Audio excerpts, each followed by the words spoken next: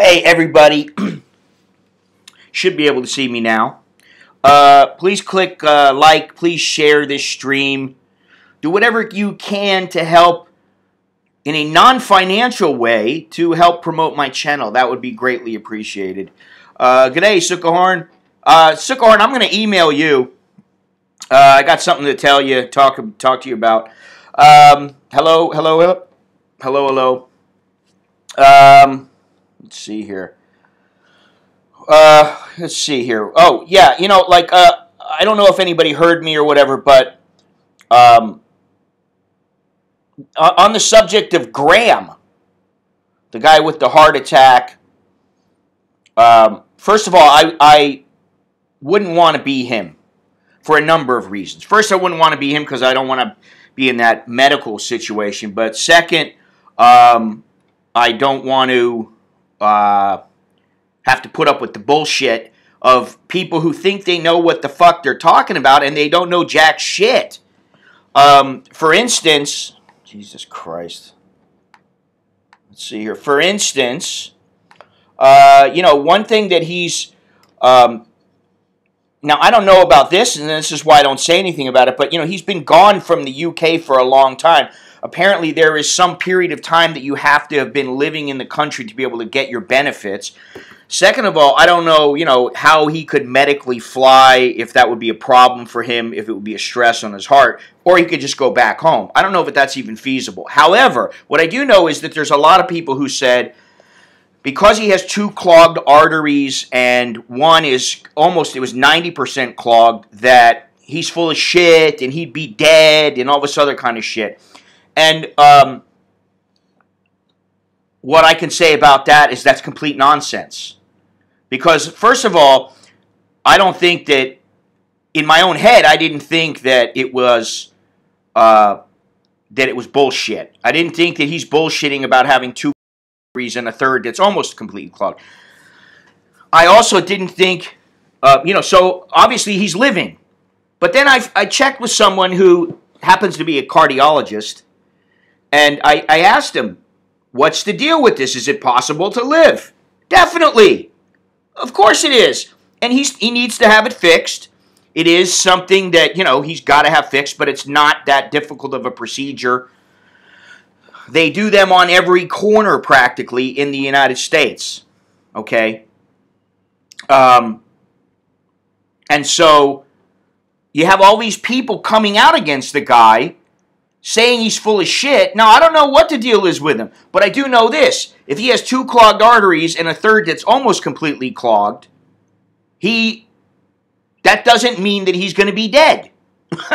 He might be dead, but it might be from something else. It's not going to be from his clogged arteries. And it can be fixed, and it is a bit expensive, especially if you're doing it in the West. But that's all I wanted to say, because I've seen all these guys, and Jesus Christ, man, I would never fucking post on Thai Visa again. I'll tell you that right now. And I haven't in quite some time. Well, yeah, it does matter. It does matter, because you know what? I'll tell you what. First of all, I get a ton of shit from people just because I'm the way I am. Now, I don't give a fuck. I really don't. I don't care. You can fucking hate me for all I care. I don't give a fuck. What does it matter? Okay? But, when it comes to somebody who, yeah, Sam, yeah. Somebody who's very trusted, okay? And he's been a cardiologist for 50 years. So,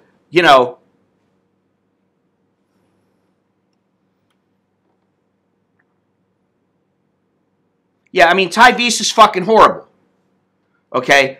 There is some useful tidbits of information in there, but on the whole, I always tell a story about how when immigration came to me and asked me to do a video about the overstays, I put one up on Thai Visa, and I put it up because I thought, hey, a lot of people would want to see it, and it'd be good for me. It'd be good for other people, it'd be good for me. Not because, I want to show my channel so bad. Fuck, this is the thing. It's such a fucking joke about how much money I would actually make from something like that. I didn't make shit. I probably made $1. So, you know, I put it up there, and Jesus Christ, you would have thought that I was the fucking devil, man. Well, you shouldn't comment, Sam, because honestly, you know a lot of cardiologists. How old are you? This procedure that he has to have done is nothing to have done. Okay? Yeah, that's the other thing. So, you know, you can say he would be dead. It depends on the body type and his physiology, first of all. But second of all, he has a good artery, and he has an artery that has some blood going through there. So, you know, the meds can help temporarily. He needs to have the surgery, or he may die. But then he may die because he walks in front of a fucking water buffalo. It doesn't mean people need to go online and criticize the fucking guy. Jesus fucking Christ. I mean, you know, I understand. It's like, listen, when you ask for money, and I know this better than anybody else, when you ask for any money or you ask for fucking business, whatever it is, you know, well, let's put it this way, Sam. There are people that I know very, very well. 3 people that I know very well that are all in the industry. They are cardiologists, okay? And all of them have said, of course it's possible to live. Just because he has that doesn't mean, oh, he's dead. And this is what the people are saying. If he had 2 clogged arteries, he'd be dead. No, he wouldn't. It's bullshit. And what I'm saying is, that's not even the point. The point is, they're not doctors. If they're fucking doctors, okay. Start commenting about it. Tell your background or whatever you want to do if you're going to criticize the guy. But, you know, you're not a doctor. So how are you going to, oh, he would be dead. No, that's your opinion, which is like an asshole, which is what most of the people on Thai Visa are. No, Ralph, I don't need to restart the stream. It's you.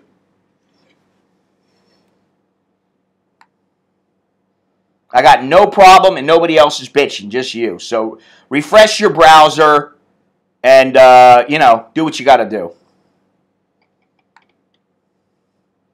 Stream status, very good. I'm sorry to tell you that, Ralph, but you're going to have to refresh.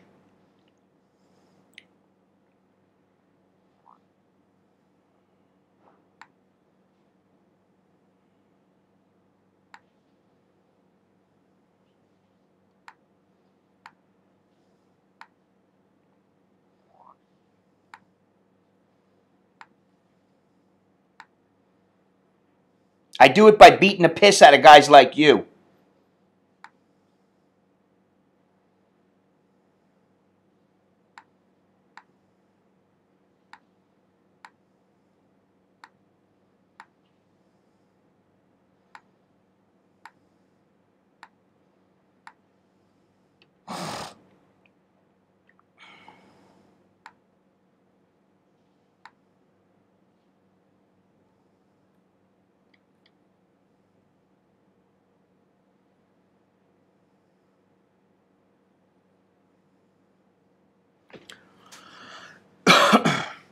Refresh. Refresh, refresh. I'm looking at the stats right here from in my live control box, and the stream is very good, and let me see here. Yeah, everything is good. So I don't know what else to say.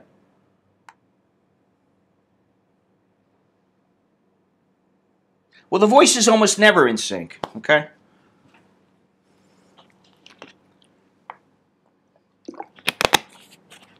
Refresh your page, do whatever you got to do, but it's not here because I'm telling you, I'm looking at it right now, and I'm looking at all the stats, and I'm looking at my own stuff, and it's fine. No, they would say that the doctors are in on it. You know, that the doctors are getting half the money, and that they really are they're just fucking like, you know, putting a little pinprick in his heart that won't affect him. You know, I mean, like, it's just... And, you know, the reason that I'm you know, listen, I don't know the guy from Adam. Okay, and I did donate some money to him. It wasn't a hell of a lot, but I donated what I could to him, $15, okay? So there it is. I'm completely transparent with this, all right? But I can only imagine, and I will tell you this, okay? If I ever have a heart attack, I don't want anybody giving me any money. I'll tell you that right now. I don't want any help. I don't want shit. I don't want shit from anybody. And it's not because it wouldn't be appreciated. It's because I sure enough don't want a bunch of people coming after me like they're going after this poor guy. Now, I don't know what the fuck he's done in the past. I really don't give a fuck. But, you know, if you want to be different than some other places in the world, have a little respect for life, you know. Instead of, there's so many people, they're fucking wishing the guy dead. They're like, oh my God, it'd be better if he was just dead. Oh, I hope his wife is going to use all that money to... You know, I mean, Jesus Christ. You know?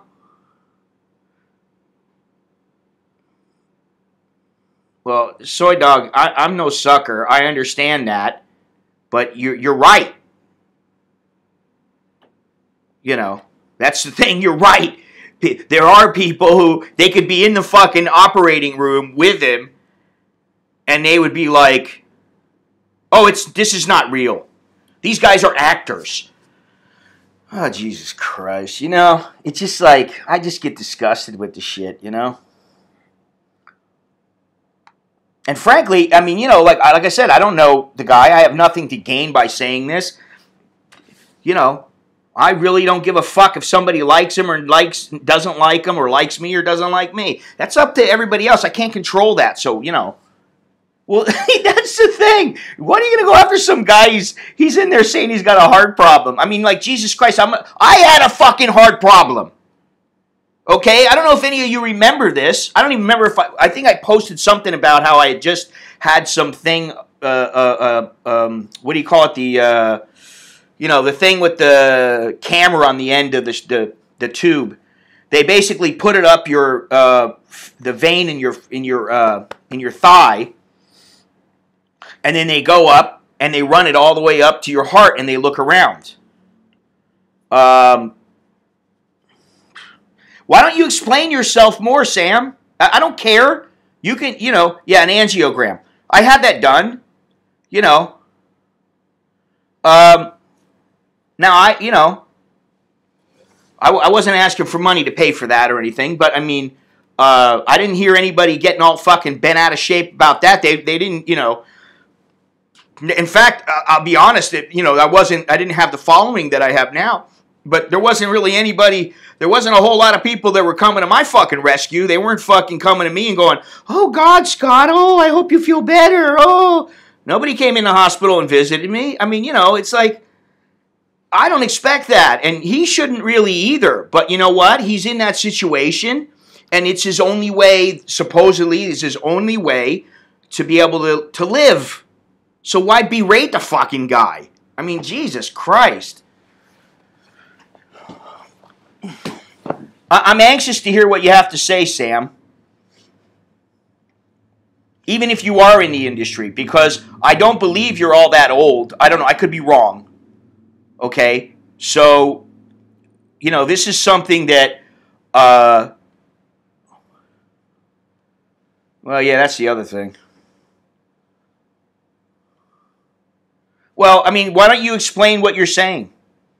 You're saying you have strong feelings on this. Now, I don't know about what he's done in the past. I'm not talking about any of that. I'm talking about the fact that there are people who, they're not doctors, and they're coming online acting like they know what the fuck they're talking about when they don't. Okay, that in itself, there's no way around arguing that. Whether they're right or wrong, okay? They're not doctors. They're not in a position where they can say that. They may say they know it, they know this, they know that, but they're full of shit. Exactly. They're vultures. They're just dying to see somebody die, and then they can go, R.I.P. Graham. You know, like, man, don't fucking ever do that shit for me. Fucking throw a party, man. Fuck. Bunch of fucking evil fucking distraught motherfuckers on that fucking thing. Even in his fucking comments on his video.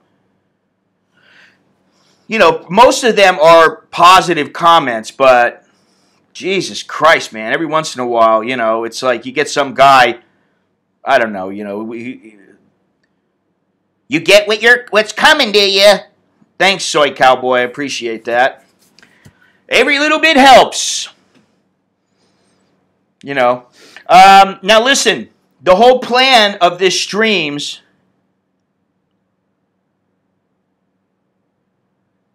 exactly, Longhorns. I mean, believe me, and I'm one of those people. I probably have some heart disease. It wouldn't well, that's what you hear. There may be a reason for it that you don't know. There may be a reason that both of them are not talking about. Now, what I do want to know is, what is that reason? So that's one thing that, I would like to see that. Now, he says it's already been paid. Now, I don't know if it was somebody else that he was dealing with, that he didn't want to get the money from that one person.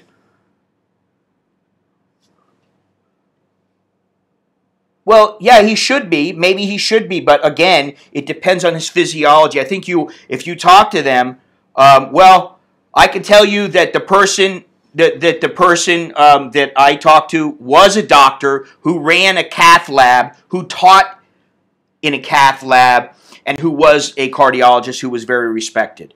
Okay, and he has friends also that it's the same thing no matter how you look at it. It's not to say that some people wouldn't be dead from that, but to flat out say he would be dead if this were the case. That's wrong. It's not right. It depends on the person. Okay? But it's definitely something that is the guy, there's no reason why he couldn't be alive depending on his body type and what's going on with his body and all these other things. So if you want, Sam, I can tell you all this shit offline because,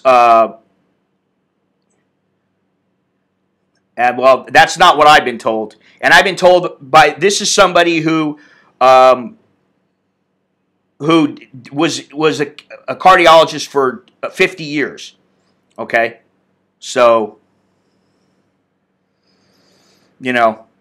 for them to say that now I guess doctors always contradict each other. There are always contradictory statements, but I would say that for people to come out and say that he would be dead, so he's full of shit, especially when they're not a doctor or they're not in a position that you are, Sam, or the position that the person I know is in, or any of that. I think that's pretty just fucked up. He may not be being really honest, and I never said that he was being completely honest. I don't know. I don't know him, and what I said in defense of myself, what I said was, if he's doing something wrong, later on, it will come out. Assuming, more than likely, it'll come out if he lives, and it may come out if he doesn't live. But one way or the other, and so that's why I said, if anybody's going to give him any money, don't give him so much money that it's going to hurt them. Because if they have their doubts, then why are you giving any money?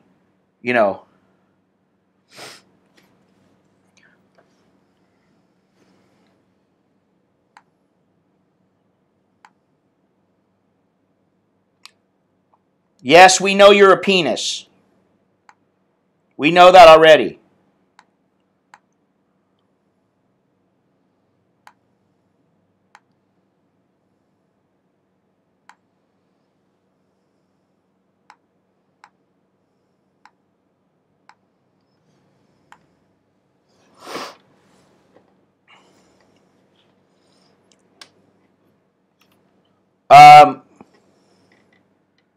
Yeah, so, I mean, anyway, really,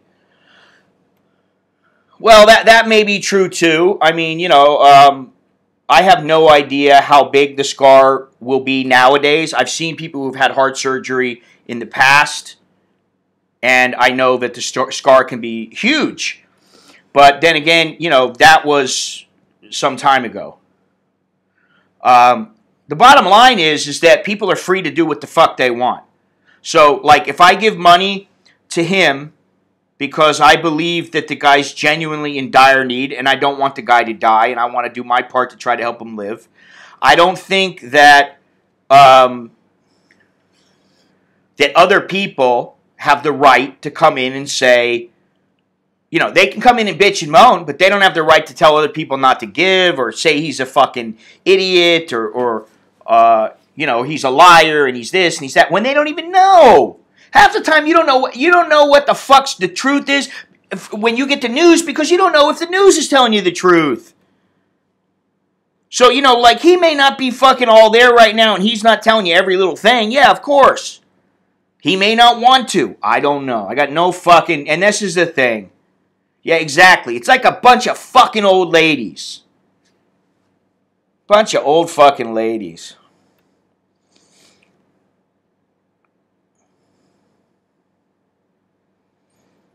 And also, I don't know how, you know, I guess it depends on just how much they need to go in and what are they going to do. I don't know. I'm not a doctor, so I can't say. I could find out, but... Well, yeah, that's the other thing. Just because, and you know, here's the thing. I've come to the conclusion because I know that, you know, eventually it's going to be my time.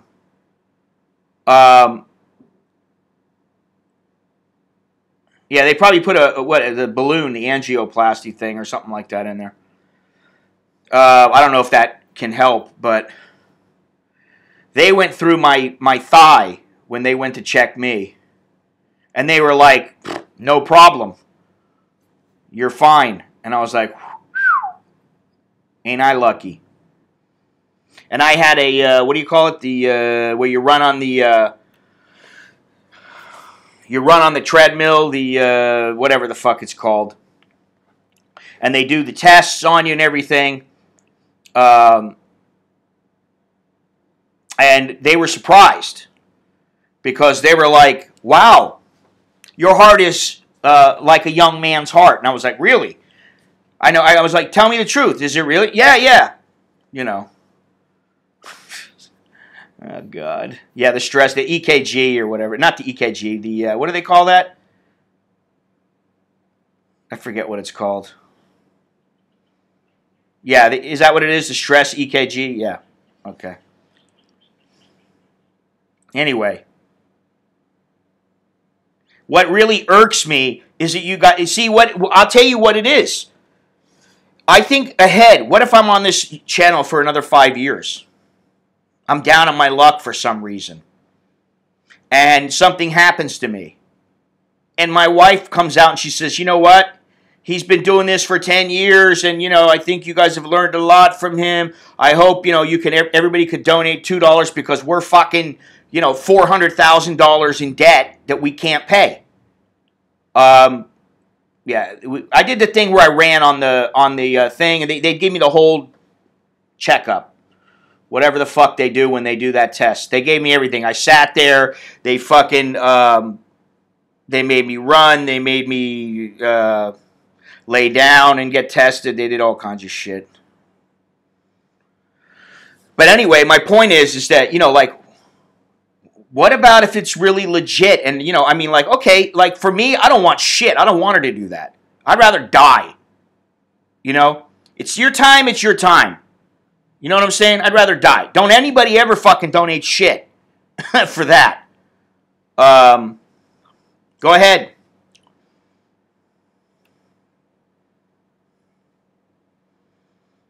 Be my guest.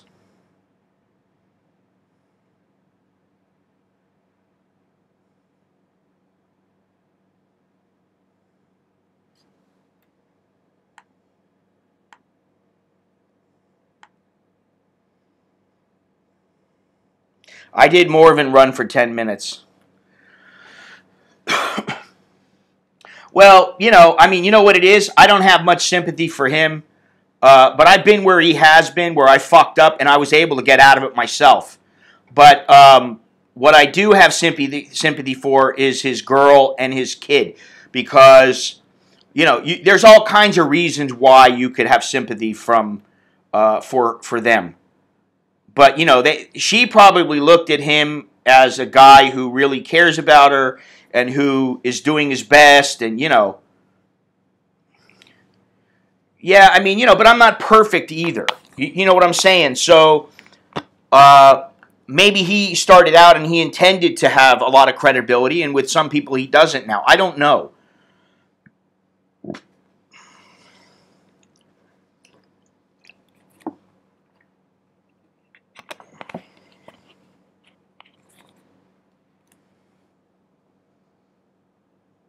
Okay, and what we were arguing about, first of all, is that even if he does have two of his arteries fully blocked and a third one blocked 90%, it doesn't mean that he will be dead.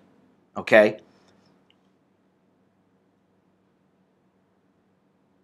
Well, I don't know about his deleting the video and posting another one. What I do know is he's deleted his live streams or his videos or whatever the hell they were. He's deleted one of them and then replaced it with another and done that every day. The updates. Yeah, it's a stress test. It's not an EKG. An EKG is when you're laying there in the hospital and they got the things on your chest and it's going to the machine. Tubes in his nose, beeping in the background. Sad partner next to him. Okay, so what does that mean, though? What do you want her to be? Happy? You want her to be fucking dancing? I mean, come on. Fucking give the guy a break, man. Tubes in his nose. That's what they do. They give him oxygen through the tubes in his nose. The beeping noise in the background is the fucking EKG monitor. Now, I don't know what he said. My heart stops when I cough. I don't know. Okay. Now, listen. I mean, I'll put it this way. Right now, I'm neutral. Okay? And because, I mean, frankly, do I want the guy to live? Yeah. Even if he's a fucking crook, I want him to live. Well, maybe they hadn't put it in him yet. Yeah, I didn't hear him say that, honestly. Now, I don't know about how he knows that his heart stops when you cough. Your heart stops when you sneeze. So, I mean, that doesn't necessarily mean anything. Well, I don't know, This is the thing. I don't know. And that's why I said to people, hey, like, if you're going to give something to them, I would be, I would only give what you can afford. And it's not going to hurt. I wouldn't get all fucking upset about it because you know what? At the end of the day, like, if it comes down to me taking care of my family first or me taking care of some guy that I don't know, well, obviously I'm going to take care of my family. No postdocs either or connected to any patient. Okay, but is that his, is this something that he's going to tell the doctors, hey, you better hook up that oximeter? I mean, Jesus fucking Christ, Okay, it's her child. Okay, how stupid isn't it? Is it Italy without shirt and riding a big motorcycle? Well, yeah. My star paper has a cop car pulls up. Yeah, but that's your own doing. That's not someone else's doing. Sam, it was a stress echocardiogram. People always please understand most people don't know what they're talking about when it comes to media. For example, most people think no, they're not. They're definitely not.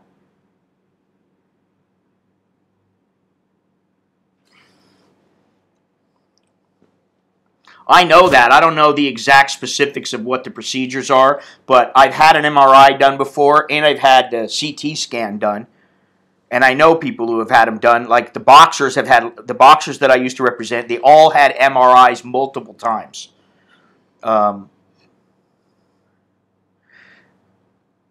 Okay. I don't doubt what you're saying, Sam, but what I'm saying is that maybe they hadn't done it yet. I don't know. Maybe they aren't doing it in that hospital for some reason. I don't know. I don't even know what it is. So, that's why I'm saying that. Yeah, well, that's something else.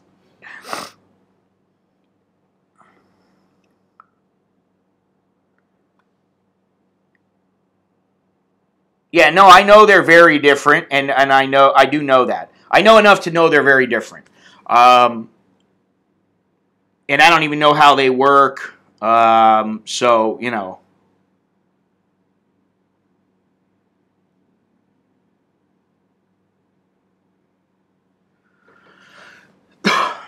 Yeah, but that doesn't mean that they're going to take care of them. I'm telling you, in Thailand, man, if you can't pay, they ain't going to take care of you. The only way is if you come in and you're dying right there, they have an obligation to save your life. Once your life is saved and you're stabilized, boom, you're out the fucking door, man. You better start paying. Otherwise, we got to let you go. Well, people care because right now they don't want them. Oh, okay. Okay. Yeah, well, you know. Why does anybody care? Well, why does anybody care about anything, Thunder?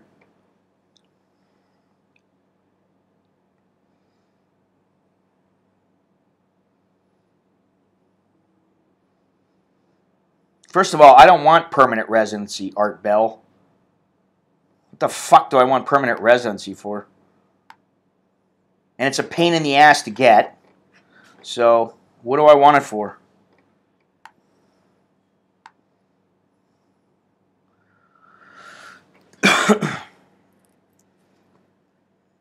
So, Sam, basically you're saying that it's all a scam. Because he didn't have that little thing on his finger.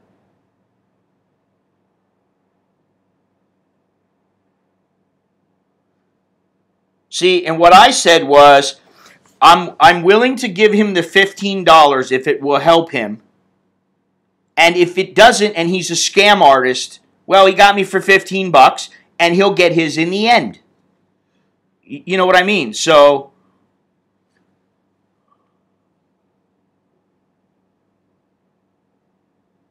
I mean, I can tell you, Sam, that I've been in hospitals in Thailand and they didn't always have that thing on my finger.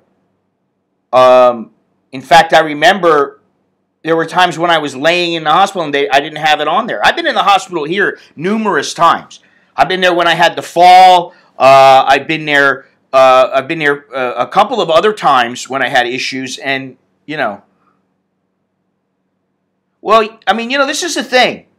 But you see, I don't know, and this is something. No, I didn't mean to get on this subject, and I brought it out myself. Well, that's a hell of a big scam for him to pull off. Now, I'm not saying somebody isn't that people are opposed to doing this. There are people that would do that. But I can tell you right now that if he is pulling a scam, I have a feeling there are people out there that would probably they would go after him, you know, and it might be the police. I don't know, you know. Well, I mean, you know, like at the end of the day, like that's why I said, you know, like for $15 for me, hey, I can always use it. But the $15 for me, I figure, hey, you know what? If that helps a little bit, I'm more than willing to do my share. Now, if he turns out to be a scammer, he's going to get his in the end. You know, well, he said someone has paid. Yeah, well, the police are going to be around his house for what? See, this is the thing. People already found guilty. They haven't fucking figured out shit. He could be in the fucking hospital. You know, they're going to arrest him for what? For asking people to help him? If he's legit, they have no reason to arrest him. You know, at least for this issue. That's what I'm saying. Now, he may have some other issue I don't know about. You know.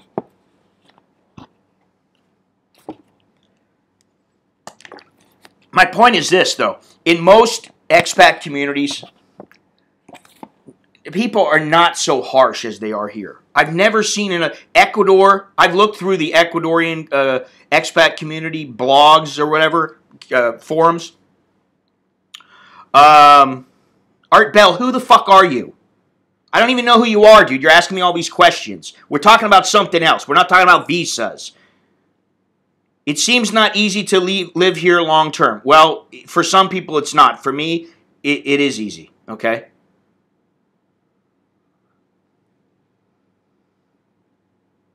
For the racist, I don't know anything about his racist articles, and I don't want to know anymore.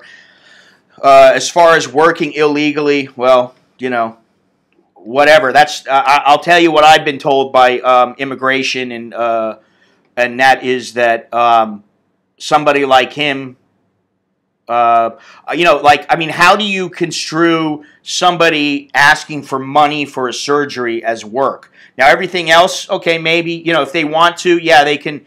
But my thing is if the guy is, I have an idea of how some Thais think, and a few, and what I would say is that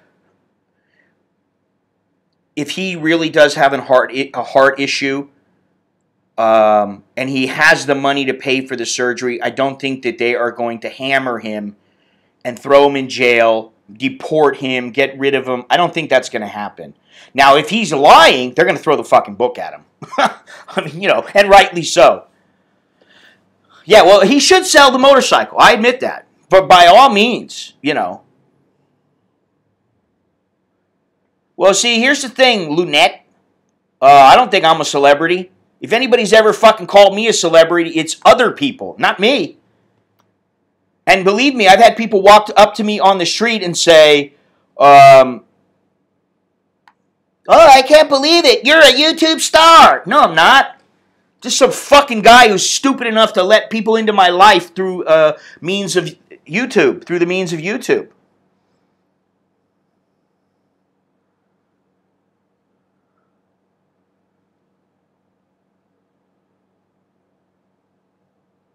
And buy an insurance.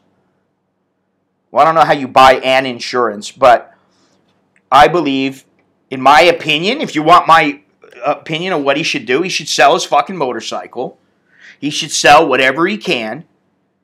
And, you know, he should pay what he can with that. And yes, he should get some insurance, but he's going to have a hard time now because of this procedure. But I'm assuming that from now on, he's not going to be able to. Yeah, but Sam, you got to understand something, man. People will do fucking anything to live here. Anything. You know, I'm just like Bieber. What the fuck you talking about? Bieber. Don't even compare me to Bieber. Makes me feel good to believe him. It's not that it makes me feel good to believe him. You know.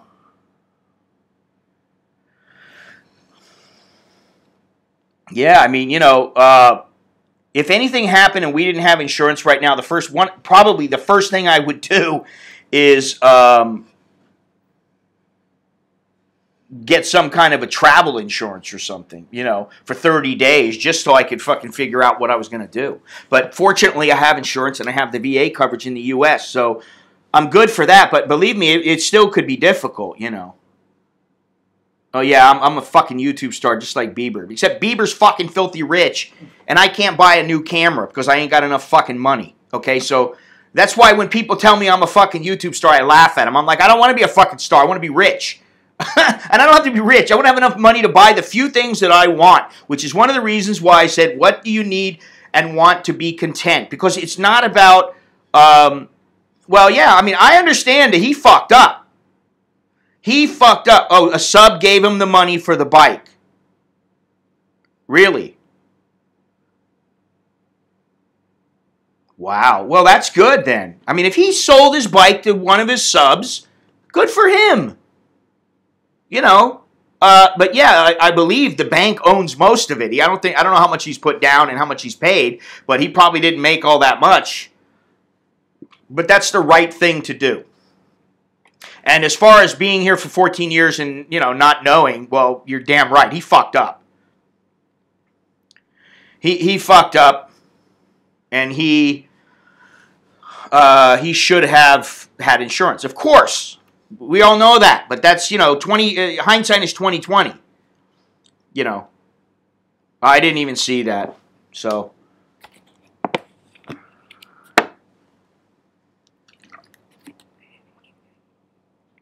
Oh, I understand it. Okay, well. Okay, so he financed the bike, but he's still not going to make shit if he sells it. If he sells it, he's going to take a loss. Yeah, he's going to take a loss. And he still has to pay back the bank. So he's fucked all the way around. Now, hopefully he won't drag his girl into this if, things go south. But, you can only do what you can do. Actually, personally, here's the thing. I don't know why he needs a $2,000 Canon camera when I don't believe that knows what the fuck he's doing as a photographer. Why couldn't he just buy a little point and shoot? Or use his iPhone? It's not like he can make money from his photographies or his photographs. I don't know. I could be wrong because I don't look at his channel, but I don't know if he has a website, full of photos. I don't know. I'm just saying that he can secure the financing through his girl. And you don't know. He could have fucking secured the financing through a loan shark. You don't know. It could have been anything. That would be pretty stupid, but...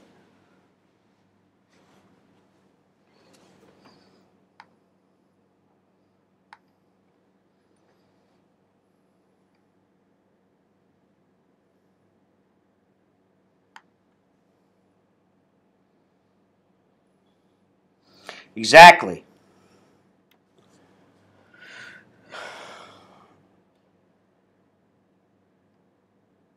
Yeah, see, I didn't know that. I don't know about all that stuff. And, frankly, for $15, I didn't give a shit. I'll be honest. You know what, Sukkahorn? It's nice, but frankly, I don't give a fuck.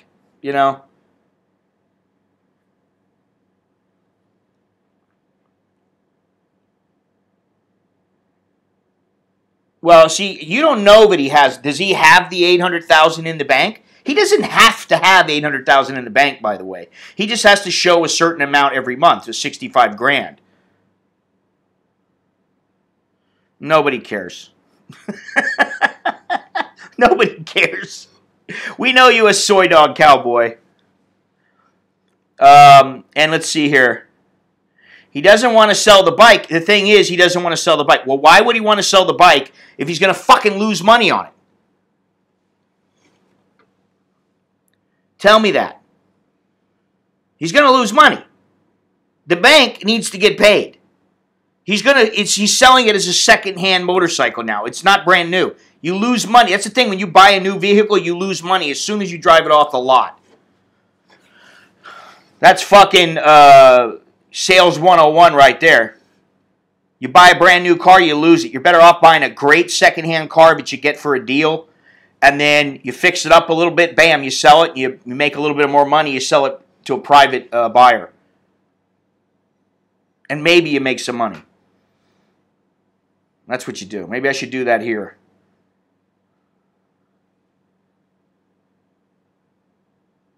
Yeah, well, I mean, I don't know. To him, I can only think about, thank you, whoever, I don't know what your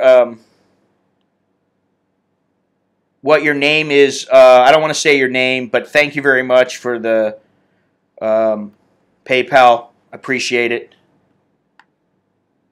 And thank you, Gilbert. Do I wear a watch? Yeah, I wear a watch.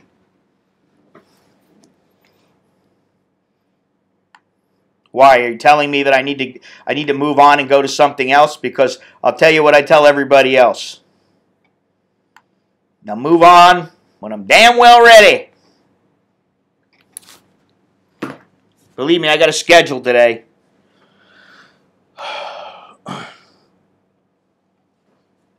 So, and you are right, Gilbert. Somebody wants to do something with their own money. They have every fucking right to do that. And for other people to come and berate someone, I mean, listen, people could say to me, oh, well, you get donations, you get this. That. Listen, I'd rather if fucking everybody just bought my books and bought this and bought that. Go buy a fucking print for your money. I'd rather that is how it worked, but it's not always like that, okay? If it was, fantastic. It's not, okay, but I appreciate it anyway. You know what I'm saying? But don't vilify me. Jesus Christ. Did you buy it from, what is this? Wires hanging out of it. Totally free, no, oh wow. Well, that's great. Did you buy it from a tout? Did I buy what from a tout? My brain?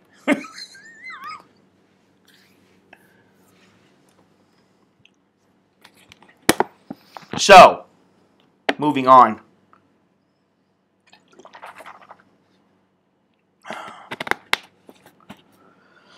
The idea was that, we're this idea for what do you need to and want to be content. It comes from, me constantly figuring out how much money I need, constantly figuring how much does this cost, that cost. Did I buy it from a tout? No. I don't buy fucking watches from a tout. That watch was something I got as a reward for a deal I made in boxing. Anyway, moving on. I don't want to talk about this anymore. I'm at my 10 o'clock point, which is the 1 hour of free time I gave myself to do whatever the fuck I wanted in this stream. So that's nice. Maybe I'll take a look at it later. The thing is I know if I want, I can reverse my PayPal charge if it's that bad. So, if I want to be a dick, I can be one. But I prefer not to be. So anyway, about this subject. What do you need to want to be content? You see, you always see these videos, and I've made a couple of them myself. You always see these videos where people are talking about, can you live off of $500? Can you live off of $1,000? Can you live off of this? Can you live off of that? What should my budget be? Okay, well, really, I think you're doing it the wrong way. It's backwards. I think what you need to really do is think what you need first, and then what is it you want? What are you, and maybe you have some things that you want in the West. You live in the U.S. and you want a fireplace in your condo. D3, I don't want to hear about this shit no more, okay? Really.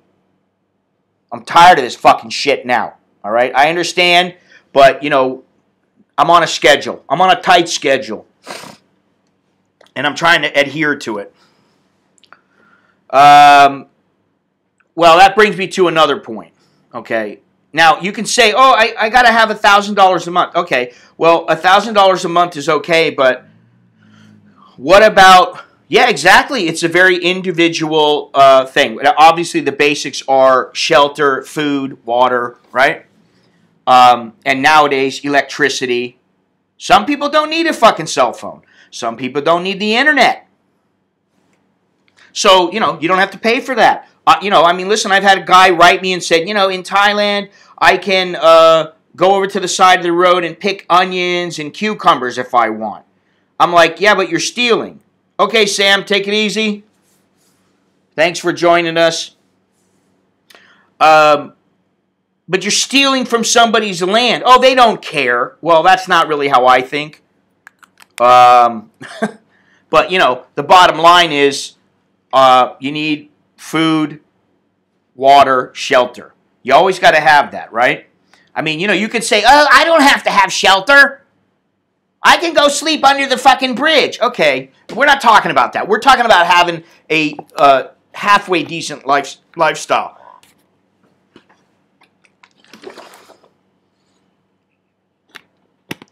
And you can say your health. Okay, now, being healthy, do you want to eat like ramen noodles all the time and scrimp on your food? No, it means you're going to need to buy some food that is fresh. In some cases, may be more expensive than other kinds of food. And you say cooking your food is much cheaper. I completely disagree with that. Okay? It can be more cheap, But on the whole, it's not more cheap. Not here. Not in Thailand. In Thailand, fuck, man, I go right across the street, 30 baht, 40 baht. I can have a nice big bowl of soup that'll fill me up. Yeah,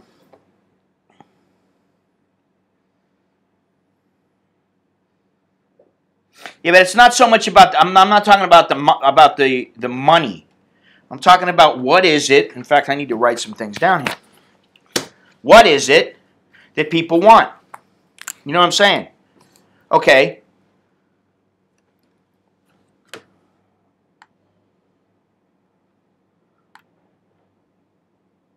Yeah, go sleep on Jomtien Beach. Okay. I mean, dude. What the fuck is that? Well, let me go sleep on the beach, man. Yeah, watch how long that lasts. Some fucking slut will steal everything from your back pocket while you're fucking sleeping. Fucking idiot. Don't be an idiot, okay? Because the next one is your band. Well, that's the other thing. Okay? Here's one thing. I know for a fact. Fuck, I buy vegetables. And I buy them for me, for my wife. My wife will... well, you don't want to know what I need. Okay? Because I got kids, and they're in a school I have to pay for, so, you really don't want to know. Too much. More than I should. More than I did when I first fucking came here. When I first came here, I could easily live off $1,000 or $1,200 a month. And that's not the case now. But anyway, you need a place to stay. You need food. Now, when you cook, here's the thing. You cook. You go and you get a fucking... Just to say you want a bowl of good cereal. Okay? And you get 5 bowls of cereal, but the cereal's 250 baht. It's 50 baht a fucking bowl. You ain't cooking nothing. But you can go out and get a bowl of fucking soup for 40 baht right next door. But a lot of the foods are more expensive than that. You want to start cooking beef. You want to start cooking shrimp. Shrimp, we put a whole package of shrimp in fried rice, and then you put the rice in, right? Supermarket prices are the same in Thailand as they are in the United States. Yeah, well, that's what some people don't realize. But if let's say that you make let's say you just make some fried rice with shrimp with some garlic black pepper sauce, which is what I buy. Okay, I have this little sauce that I get, and basically it's a mix of a little bit of oil and then some crushed garlic, crushed pepper. I could probably make it, but it'd be more of a pain in the ass because this stuff is you just scoop it, boom, put it in there, you mix it up. Okay, now the shrimp are 200 and for the shrimp I get they're 240 baht, the 209 baht. Okay, we use a whole pack of shrimp. The rice is probably, I don't know how much the rice. Let's say the rice is, for 4 people, the rice is 20 baht, right? Then you put some vegetables in there. Let's say that's another 20 baht. So that's 40 plus the money for the shrimp, plus the oil, okay? But okay, so you got 240 baht, you get 4 meals. That's 60 baht. That's because you're not just getting one little tiny bowl. You're getting a whole fucking plate that's going to fill you up. It's actually a meal, which a lot of times you go on the street and maybe it's not, but sometimes it is. You can get a special fried rice with shrimp for 40 or 50 baht. So you go for 40 baht, you cook it at home, it's 60 baht. You go outside, it costs you 40. So please, when you're talking about saving money cooking, that's horse shit. Because I cook all the time. And the reason I cook is because it's not always convenient, even here, to go out all the time and get food. It's a pain in the ass. I didn't want to go out today because what I want to do is start on my book and finish my fucking photozine. I got 3 things to do. I need to today. Okay? I need to work on my tour to Cambodia because I've been telling the guy that I'm working with that I'll get it done and I've been fucking dicking around and I got to just pull the trigger. I got to work on my photozine because it's been a learning experience. And then I got to go to the mall and I have to put money in our savings account because my wife didn't do it, and we need to put it in by the 1st of every month, and it's already the 4th. So, I got 3 things to do today, right? Now, it's not always convenient to go down the street and to go get something to eat and then come back home. If I want to stay home and like just do nothing but write, nothing but edit my photos, I don't want to go anywhere. I can have the food delivered to me, okay?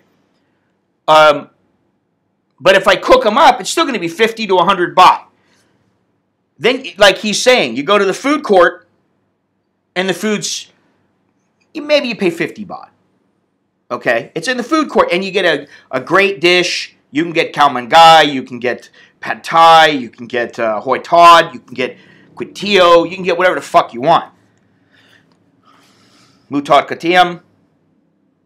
But you're going to get it for cheaper than you could make it. Now, if you're making a huge quantity for 10 people, that's different. But we're not. We're cooking for 4 people or 3 people. And like Mr. Billy said, he has 3 bowls. Okay, so maybe we get 4 out of a box of cereal. A bowl, let's see, what is it? The Cocoa Crunch that Nicholas likes and he's starting to not like as much anymore. 170 baht. He gets about 4 bowls, maybe 5 if he's lucky. Okay, so with the milk, the price is a little bit more. Nobody's saying not to have a sense of humor. We don't know who the fuck you are, and you come in here and you say this shit. We don't know if you're a troll or what you are. It's not that we don't have a sense of humor. We got a sense of humor. We have a great sense of humor in here, and the core group of guys here know this. But when you come in and you've never been in the stream before and you don't say anything, you don't introduce yourself, and you come off like that, we don't know if you're a troll or you're joking. Okay? So don't take it personally. Jesus Christ. I mean, if anybody out there who is a core follower and contributor to this stream knows, and they want to say anything, be my guest, because I think we got a great sense of humor here. Right now, we're not talking about something humorous. Later on, we will when I read the shit book. You want a woman who can cook. Now, you know what? I wasn't going to do this, but I think I'll play this song for you, David. And I'm going to put this in my first podcast. If I can find it. It's called, where is it? Jerry Reed. She got the gold mine, I got the shaft. That's what it's called. You know what? I better check and make sure that I can play this, that I won't get in trouble for this. Hang on a minute.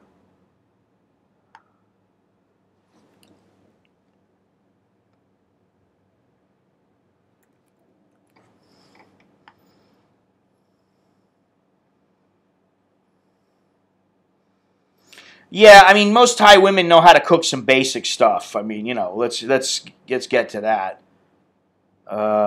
Creator Studio. Hopefully this won't go down. Which one you talking about? The Joe, long time no see. How you doing? We had a nice spirited talk about a guy with a heart attack, and now we're talking about how it's not so much the money, it's about what you need and want to live. I mean, you know, if you don't need anything and all you want to do is read a book every day, and you've got food, then, I mean, you know, most people, if they stay in their library most of the day, then they're happy. They watch a little TV at night, go to sleep. That's their life. They can live for, you know, dirt cheap. Most people want a little bit more than that. You know? Call me needy. I don't know. Let's see here. Where was I at? Oh, I wanted to look at this. Shit, what happened? Well, they'll flag me, but that doesn't necessarily mean that it's going to mean anything. Oh, shit. They can flag me, you see. So, yeah, they can flag me, but all that means is I won't get any money from the from the stream, which I don't make that much from the stream anyway, so, you know, it doesn't really matter. I mean, it does matter. I got to say that. It does matter, but you know what? I've gotten to the point now where it just doesn't matter that much. Wow, shit. Thanks a lot, Joe. Appreciate that. MGTOW. All right, what is this? There's not even any Jerry Reed. All tracks. Let's see. What the fuck's going on?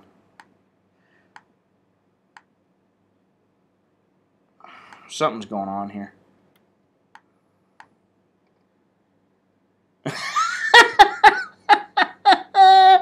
I don't drink much either. I gotta say, once in a great while, I'll get a bottle of wine. And fortunately, the hotels where my wife works, they're always giving her something. They're giving her chocolates, wine, you know, little what do you call it, like toiletry bag things from, you know, like with their special logo on their bag. She gets all kinds of shit that they give her.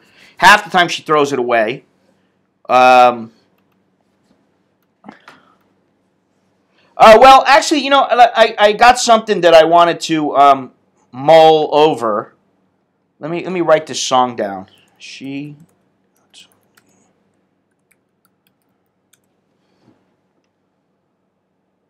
Internet doesn't seem to be working very well for some reason. Oh yeah, here it is. Let's see. Viewable worldwide. You can't monetize your video. Eligible for... You can't monetize it. Oh, okay. You can't monetize your video if you use this song. Holy shit. What you want when you want, then you don't have enough money to live. What? If you can't afford to eat what you want when you want, then you don't have enough money to live. Well, that's true. That is true. Because here's the thing. A lot of guys are like, I can live off of $700 a month. Fuck you. You don't know what you're talking about, you fucking elitist. And I'm like, no, you're a dumb fuck who probably doesn't plan. And you think that you can live off a cow and guy all your fucking life. Well, what happens when the guy down the street moves? Now you're going to walk a mile to go get your food? Because sometimes you might have to. You know, we got 3 or 4 places, maybe 5 places on our street where we can eat. And we only like 3 or 4 of them out of the 5 or 6 maybe that there are. We certainly don't want to walk all the way down to the end of the block to go get food all the time. I mean, it's just a pain in the ass. It's like you come home, my wife is tired, my kids are tired when they come home from school, I'm tired when they come home. Let me tell you, I went out for the last 2 days with Lori and a guy named Andrew, who is a professional photographer. And I got to say that if you go out and you are expecting to go through Bangkok and travel around the town and just zip around, well, you better go in the middle of the day. Because if you don't, you're fucked. And I'll tell you why. We went and shot Chinatown at night and a couple other places around there. And by the time we left, it was about 8:30, 9:30 at night. And we all got in the subway. And I took my subway all the way back. I couldn't get a taxi once I got to Ramkhamhaeng. And so, or to Lod Prow, I'm sorry. I get to Lod Prow, I can't get a taxi. I'm standing there just waiting. I see this guy over on a motorcycle. Now, I've vowed to get off of motorcycles and not be riding them because it's dangerous. But I was like, you know what? I need to get to Foodland and get my dogs some food, our dogs some food. And so I had to took the motorcycle. Now the motorcycle waited for me.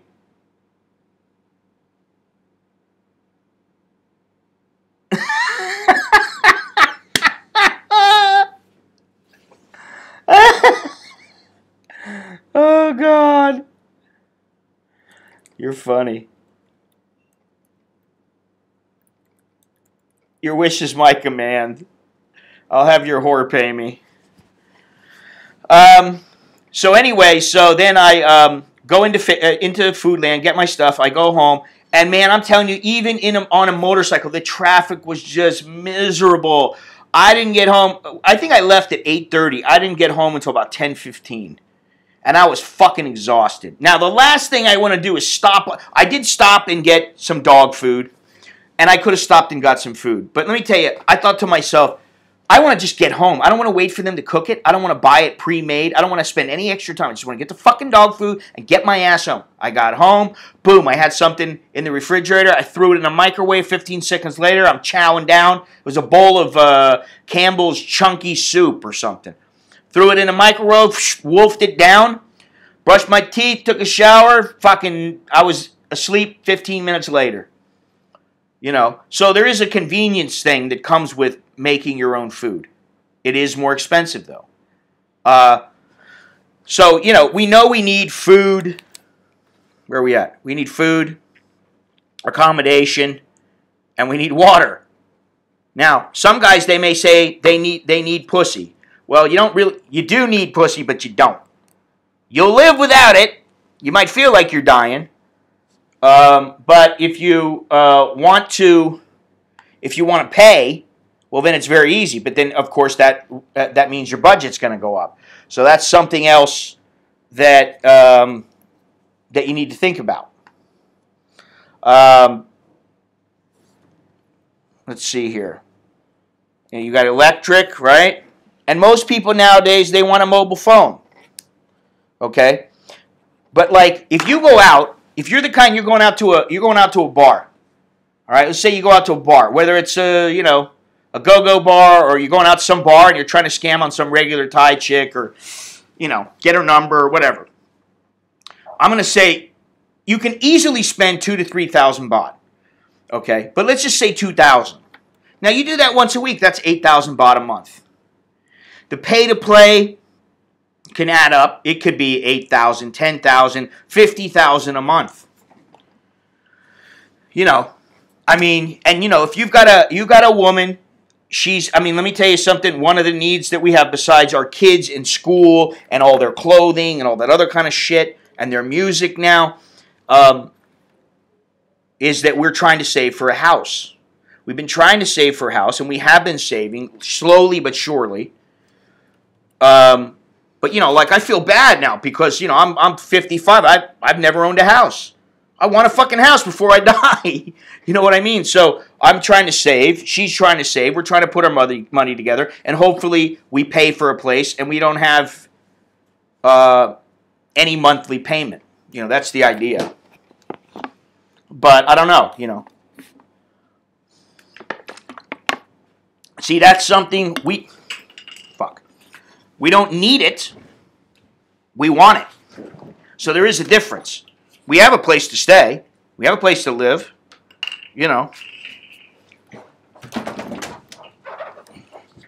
So we're all right.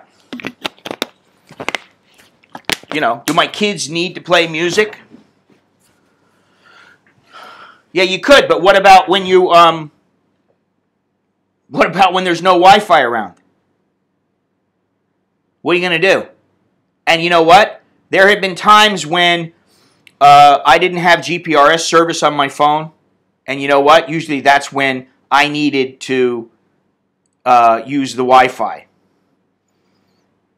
There was no Wi-Fi around, and I didn't have GPRS, and I needed that Wi-Fi to make a phone call. And I had no money on my phone or whatever. It's got like that.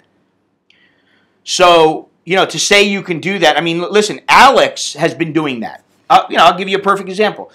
Alex has been, he had his phone, it was an old Samsung. He could barely watch YouTube and stuff, but he has those things on it, so he's fine. He never bitches, he never moans, it's great. So, what are you going to do? Just go to this address. If you type in that address, you copy from here over like this, it will work. PayPal.me/Scott Mallon. What was I going to say, though? Lost my train of thought. Alex. Now, for some reason, you know, he gets an allowance. Nicholas gets an allowance. They always got to have a little bit of spending money in their pocket. I mean, you know, it's like if they see some chick from their school and they want to buy him a little ice cream or something, they should be able to have 25 baht in their pocket.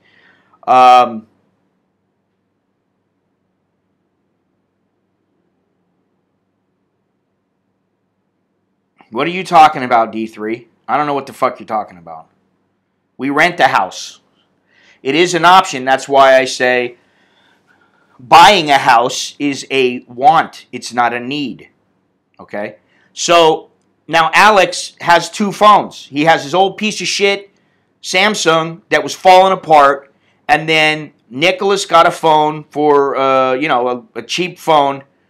It was my wife's old phone. So now, I mean, you know, it's an old phone. And so he got that one, and Alex took his phone, which is a Vaio or something, a Vaio.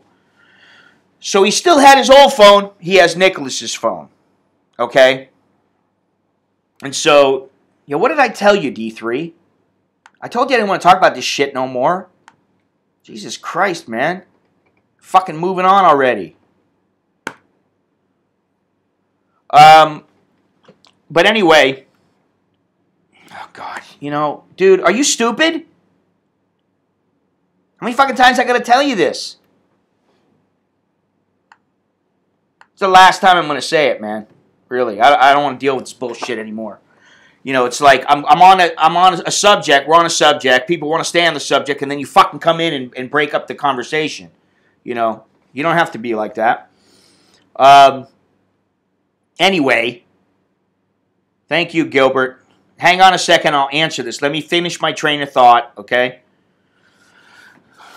Those who pay, they tend to get their questions answered quite a bit more easily, as it should be. But anyway, so he let his SIM card go bad, all right? Now, I tried calling him. Well, on his SIM card, it won't work because it hadn't been registered or something. I don't know what the deal was, but it doesn't work. So now he's got 2 phones, one of which he leaves at home, one of which he carries with him. The only way I can call him is if I call him through line, and he's able to connect to the Wi-Fi, except he doesn't have a SIM card. So he doesn't have any kind of Wi-Fi program, so unless he's home, I can't call him. So I'm like, dude, you got to get a fucking SIM card. What's the point of having a phone if you're not going to have a SIM card? And I want you to have a phone so that if you get in a predicament, you're able to call somebody, you're able to get out of it. You know, you're able to do something. And so I tried to get him to go, but, you know, he had school and he wasn't getting... And thank you very much, Mr. Billy. You know that you don't have to do that, man. Just that Loke is waiting for you, pal. Yeah, but, you know, you got to understand something too, Soy Cowboy. It's pretty permanent, but I have a family here, okay? And my kids live here. And so if my wife and I aren't living there, maybe my kids can live there. If we're not living, we can rent it out, and we have people to help us to be able to rent it out if we're not here. So I'm not worried about that. Anyway, so I went into AIS because he's been busy. He hasn't been able to go in and do it himself. The one time that he went to the mall, I completely forgot about it. He forgot about it. So I went in yesterday, or day before yesterday, and I got him the $10 a month plan where he gets 4G and 3G and a terabyte of that, and then he gets Wi-Fi, and he has his phone service. $10 a month. Now, you see, to me, the $10 a month is worth it because I know he's able to, yes, he'll use it to watch YouTube videos or whatever, but I know that if he needs to call, if he's in a predicament, he doesn't have money for some reason, he needs to go somewhere, he's had an accident, whatever it might be, he can call. So for me, it's worth it. Now, you might have to recharge that every once in a while, but he's got an allowance. That comes from him. And actually, he gets an allowance every week. He gets 300 baht a week. Okay? We're probably going to bump that up to 500 and eventually, you know, 1,000 or something like that. I don't know if we can afford it. But 300 a week, he's got to pay for that himself. Now, He's supposed to get his 300 baht on Friday, but because I went and got the card, it was 300 baht for the plan, and it was 150 baht to fill up, to put on the... We had to put 450 baht on the phone because it was what was it? We put 100 baht on and a 350. It was 450 baht altogether. So I made him pay half. So half comes out of his allowance. So when the 300 baht needs to be paid at the end of the month, it gets deducted from his allowance. He has to pay for it because it's good for him to know he's got to pay for shit. Goodbye, D3. I had it with that fucking cunt. He's a fucking troll.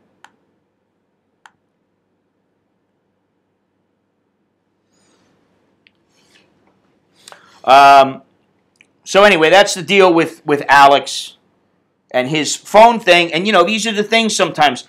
You may get into a position where, you need medicine. You need this, you need that. So your budget's going to go up. So you can formulate a basic budget and come up with it and, write it all down and everything. But there's going to come a time when you're like, listen, my wife is gone right now. She'll be back in a couple days. I can do the laundry. The kids can do the laundry. But there are certain clothes, like their school uniforms, that, well, yeah, I think so. My parents made me pay. We can go do the laundry ourselves, but you know what? For 200 baht, they can get all their school uniforms washed and pressed, and they look sharp when they go to school, Or we can do the clothes in our washer, let them hang dry, and then they've got to iron all of them. And not that they don't do a good job, but it's just much easier. It saves them time. It saves us time. It saves them from having to iron this stuff, and the clothes end up looking better anyway. So for 200 baht, it's worth it. Now when my wife comes back, she does a better job than they do, and I'm not going to iron their clothes for them, Let's see, Alex will be 17 in May. Oh, wait a minute, is it May? Yeah, it's May. He'll be 17 in May, and Nicholas is 15. So... yeah, but then they, like I told them, you want to do something, you want to set yourself apart from people, and you really want to make an impression, wear some clothes and look sharp, About 16. So, this is something that he's actually thought about, and I'm not opposed to him working in the summer, but we're not sure yet what he's going to do this summer.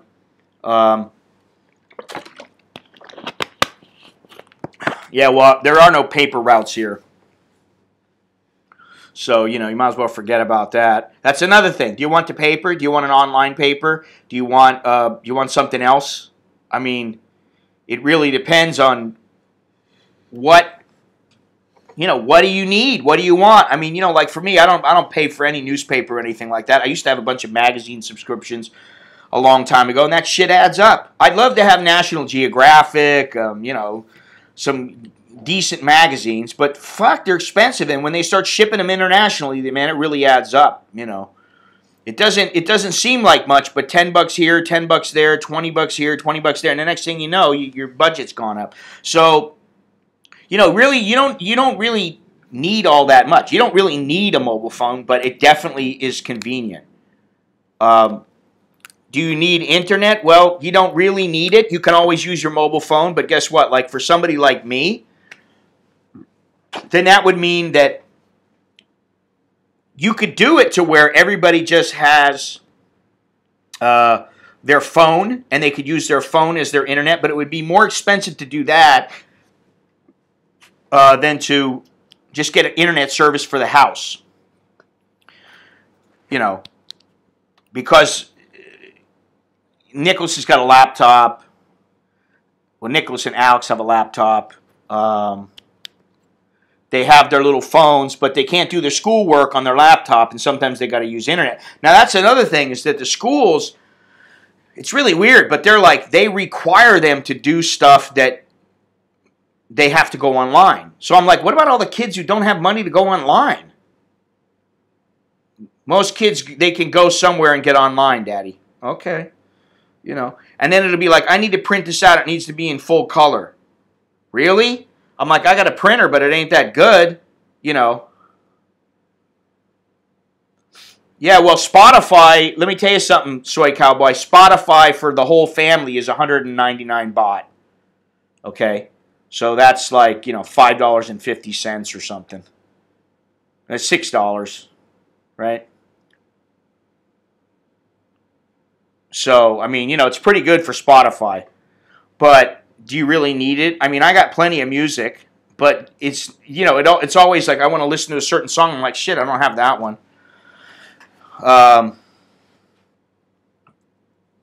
You know, like Netflix is 420 baht for the family. Yeah, Nicholas gets 300 baht a week. Which, you know, that's about $10 a week. That's about right for his age, if you ask me. You know, considering that he does fuck all. I mean, when it comes down to it, he takes the garbage out, does the dishes, takes care of his dog, which he has to do, cleans up the dog shit, helps around the house sometimes. You know, listen, nobody said, you know, you're going to get rich by doing manual labor, so you know, this kind of stuff, we can do it. It just helps to have them around. Now, Alex, one thing that I've started doing is I've been giving some videos to Alex to edit. Because, first of all, I don't have the same... I don't have the same desire sometimes to edit some of this shit. And I want to see what he can do because I like him to help me. And it's something he's interested in. So... might be a week or so, but I should start getting some videos from him. I want to see how they turn out because he's like, your videos are stale. They're old. You need to do something different. I'm like, Jesus Christ, man. You talk about criticizing, you know. Well, you say not a need. No, they're not a need. You know, and an allowance is not a need. It's something that they should feel privileged to get. What do you can find it on, what are you talking about? You can find it on YouTube. There's a lot of stuff you can't find on YouTube, man. Believe me. You go to the page and it's got, click here and you'll be taken to the page where you can watch this movie. Or some shit like that. Yeah. Okay, you know, that's what I mean about the hassle.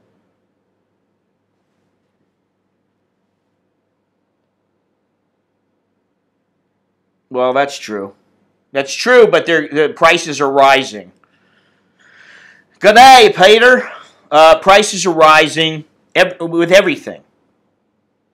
And the value of the dollar is basically taking a shit here. You know, so you just got to grin and bear it, basically. You know, you got to try to be smart with the money. Which, you know, I mean, I'll admit I'm not the brightest guy when it comes to money because, you know, like, I'll tell you what it comes down to. It's like if you've got $300 and you got to go and buy $100 worth of groceries. Now you got $200 left, right? You're like, I want to save $100. But you got to pay the rent. Now let's say your rent is $100. You pay the rent. Now you got no money for anything else. You got no money to go anywhere. You got no money to do anything. So you sit home for a fucking week. You can do that, yes. Or you can say, you know what? I'm only going to save $50, so I have $50 to actually have some money to go do something. Before you know it, you go, oh shit, I sliced my foot open. I got to go to the doctor and get it stitched up. Okay, you could stitch it up yourself, but you know what? Most people won't. They'll go to the doctor and they'll get it stitched up, and they'll pay $75 and they'll go, fuck, now I got $25 left. I can't save shit. That's what happens to most people. I think there was a study. Yeah, music you can get online. Almost everything you can get online. You can get it on YouTube. Which I don't know how they get away with that, and I kind of feel for the artist, actually. Because it used to be, you know, you had to buy an album. Then it was you had to buy a cassette and an eight track and a cassette and a CD. Now you don't have to buy a CD. You got to download the shit. But how many people actually their whole music library comes from, say, iTunes or Spotify? How many just have music from there? Not a lot. Keep clicking them thumbs down, bitches. Yeah, I keep reading about they want to do something about that the dollar is and everything, taking the shit because about. I don't worry about that because there's nothing you can do about it, And if it got that bad, then I'd have to leave. Now, I will say this, and I told this to, who did I tell this to yesterday? Who was I talking to yesterday? What was today's Sunday? Yesterday was Saturday. Shit, I can't remember. See how bad my memory is. Was it Alex? Did I go anywhere yesterday? No. It must have been Alex. But one thing I've been thinking about, and believe me, every time I drive by somewhere that I see one, I think about it even more, and I actually think about putting it into play, is instead of buying a house, just getting like 2 shipping containers and making a shipping container house. And then as I have money for another shipping container, just build on it and make the house bigger. There are some people who have made them very nice. And, it does turn out to be more expensive than you might think if you do it right. But, you can buy a piece of land for, say, 40 grand. And then you could put a couple shipping containers on there. And you can make yourself a nice house. And they're all over the place now in Thailand. There's not so much homes, but they have offices and, there's offices, there's bars, there's real estate offices and stuff like that. I think they're great, and my sister is an architect. And I've asked her about it, and she's like, yeah, people are starting to do that out here too. And,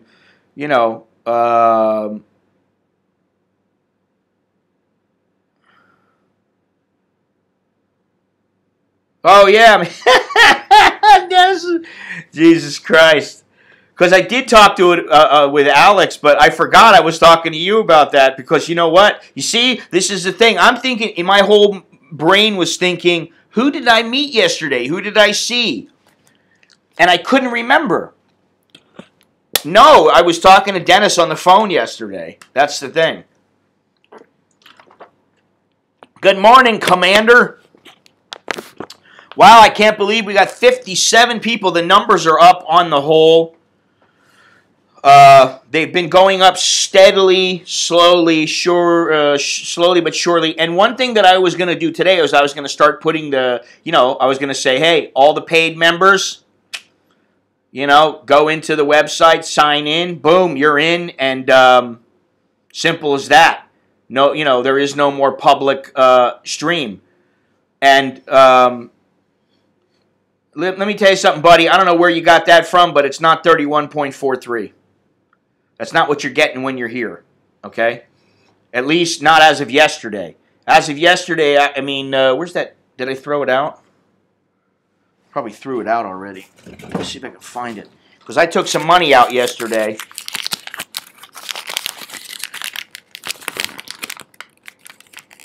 No, this was a deposit. I was wondering about that.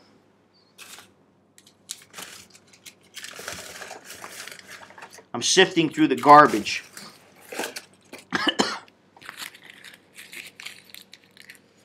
Not there, not there, not there. Shit.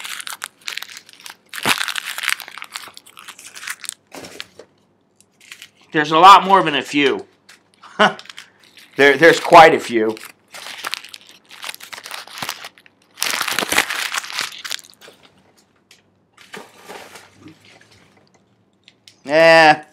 I don't know what it was, but it was like 30.97.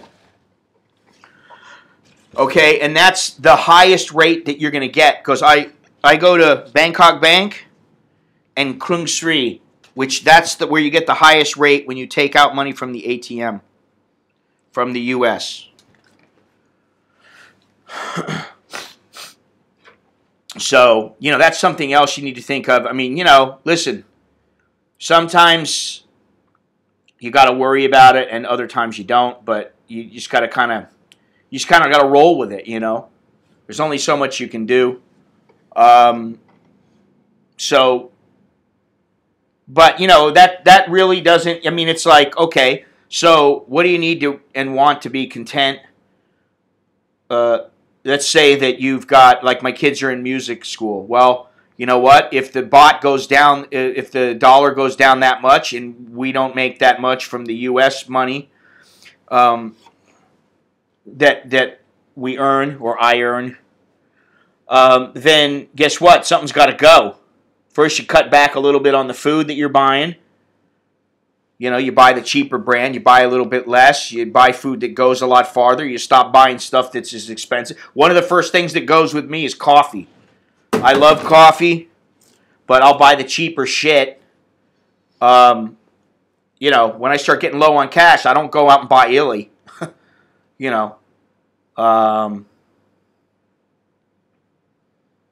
Is it easy to open a bank account as a farang? It depends. It depends on the bank. Okay, now, you know what? I forgot about something here, and I'm going to go back and answer it. How does homeowners insurance work in Thailand? Do you need earthquake and flood insurance, or is it government owned or operated? Well, the insurance is not government owned and operated. I believe you need it to finance your house. Yes. I don't know, but I know you need flood insurance, but I don't know about earthquake. But flood insurance, yes. But like if you were to come here alone, you're probably not going to be able to finance a home. You're going to have to pay for it in cash.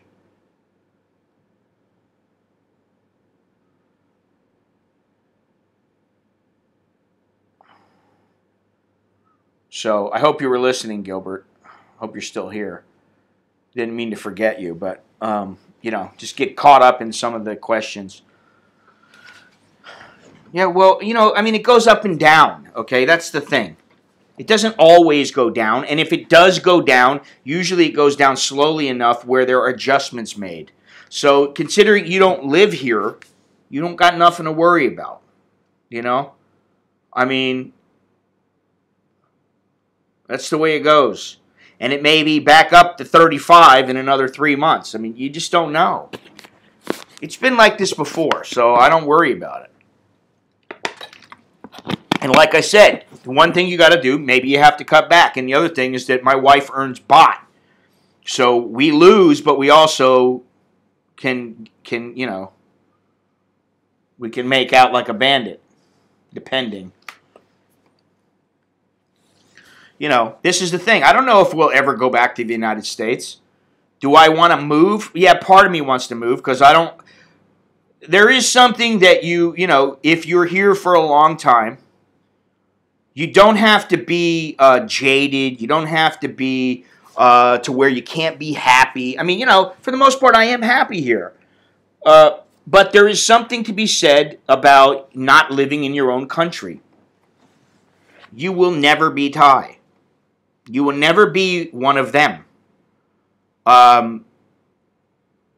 So that's the way it is. And, get over it. I mean, that's the bottom line is most of the time you just got to get the fuck over it. There's not a whole lot you can do. Let me see something here.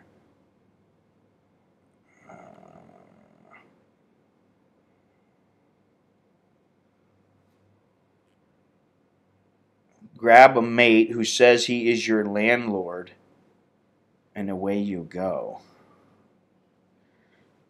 I don't understand that.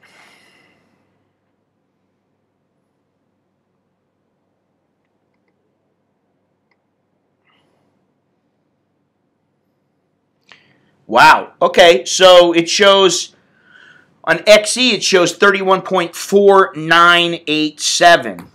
However, when you go to the ATM, if you go to an ATM, you're going to lose.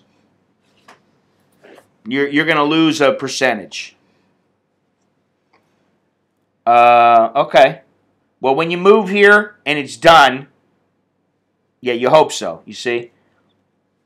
When you are moved here, then you should start worrying about it. You should think about it ahead of time, but just know there's not a fucking thing you can do about it, except maybe have your money in baht. You have a split of money that's in a Thai bank account, and you have money that's in the U.S., so hopefully it offsets everything. You know, but you need to live here. So what are you going to do? You know, unless you got a lot of money and you can play one against the other, that's a different story, you know. And I'm not smart enough to do that, so. What is this? Somebody called me? What's the deal?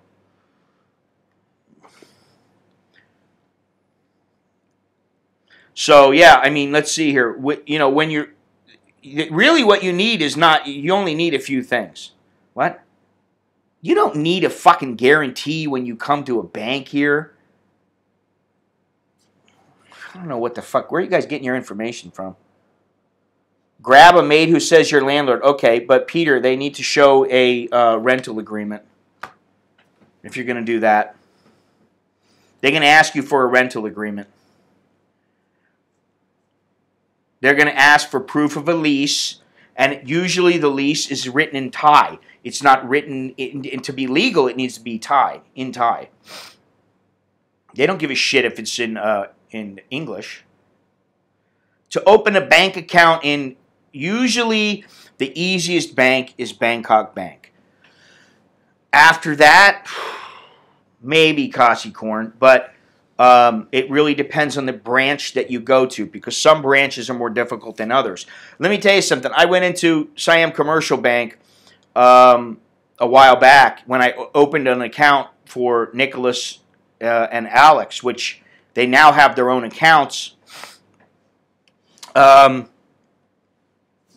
I'm going to close those accounts eventually, but they now have their own accounts. But when I opened those up, now I have two accounts at Siam Commercial. I have a savings account and I have a fixed account where I can save money, and it sits there, right? Which I don't have shit in there now, but to be honest. But sometimes when I get a chunk of money, I'll put some money in there, and I'll just let it sit, and I'll just let it sit and let it sit. And I've done that. I've had that account for years. I go in there, I say, I'd like to open up an account for my kids. Work permit? I say, work permit? What fucking work permit? Why I got to show you a work permit? Are you married? Yeah, I'm married to a Thai. Okay, if you're married to a Thai, then maybe we can do something for you. Do you have your marriage certificate? Yeah, but why do I have to show that to you? I got two fucking accounts here already. What the fuck? You know. Oh, we're very sorry. And it's not their fault, because it's the, you know, it's their superior and their superior and his superior and everybody all the way up to the top. They're saying, you need to do this. And they're like, okay. We do this. Yeah, no problem. We do everything you say, because they don't want to get in any trouble. So I'm like, okay. So I showed them all the information, and they opened the account for me. But this is an account that I've had for 15 years. I've had two accounts there for 15 fucking years. And they wouldn't open an account for me. And I'm like, what the fuck?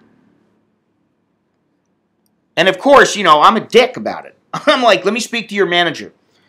And then I told, you know, remember Pick? Remember Pick, Miss Pick? Pick used to be the assistant manager here. She opened this account for me. Yeah, Miss Pick, she doesn't work at the bank anymore. I'm like, okay, then let me talk to the head office. So I call up the head office. Boom, get on the phone. Oh, okay, no problem. Let me talk to the person. Okay, boom, 2 seconds later. Okay, sir, no problem. You know, try Patia. I heard it should be easier. Well, Patia can be easier, yes, but then one of the issues is that if you ever have to go to your home office and you say you live in Chiang Mai or Chiang Rai or Udon, you got to go all the way back to Patia to get some stuff done, because they don't always honor the fact that although they are one bank, you can go to a new branch, you know. In the old days, it used to be if you want a new ATM card, you had a problem with your ATM card or you lost it, you had to go to that branch to get your ATM card. Now it's not like that.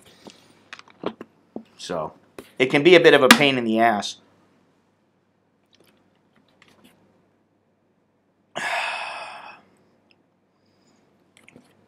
So, do you need a bank account? You know, maybe, maybe not. Yeah, well, you see, listen, I mean, what I'm going crazy about is, hey, here's the deal. You think about this. I'm banking with your bank, and I've been banking there. It was the first bank account I ever had in Thailand, okay, through Thai Military Bank. And the girl says, sorry, but you need to fill this paper out. I look at the paper. I'm like, well, okay, let me see this. I say, okay, fine, you know.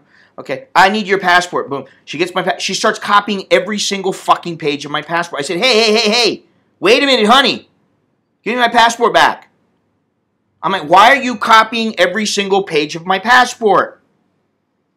You don't need that. You need the information on my page that shows my passport number, my date of birth, how long the passport is valid, blah, blah, blah, my photo ID, right? And you need the visa, and you need the last time that I went in and out of the country. That's all you need. You don't need anything more than that. And if you need more than that, please explain to me why you need more than that. I don't know. Well, then you can't copy every page. You copy this page, this page, this page. And for that, for me standing up for myself, if you look at the comments, I got a ton of shit about how you're the sort of asshole that people hate here. I'm like, I don't give a fuck they hate me or not. I'm the kind of asshole who hates stupidity. If you can't tell me what the fuck you need to copy this for, why should I let you copy it? Why should you copy my whole passport? Well, that fucking video pissed me off, man. It pissed me off some of the comments I got. I'm like, Jesus Christ, have you ever been in a Thai bank and they start copying every single fucking page of your passport? And I got fucking, my passport is how thick? Where the fuck is it right now?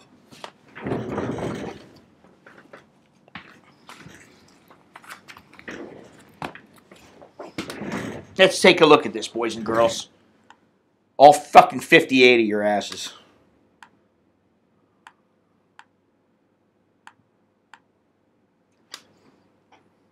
That's my passport right now, okay? My passport is not some little thin piece of shit. 10 pages long, 20 pages long. That's 5 passports right there, okay? Why are you taking all my time up fucking copying every single one? I don't give a shit where it is. If I'm in immigration, I'm going to be like, why are you copying every one of my things? What pages do you... Tell me what you need, and I'll give it to you. I'll copy it my goddamn self. Which was my point.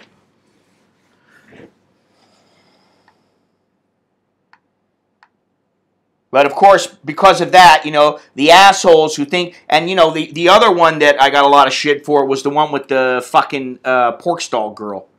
Oh my God. You know, the girl that I've seen before at the pork stall place.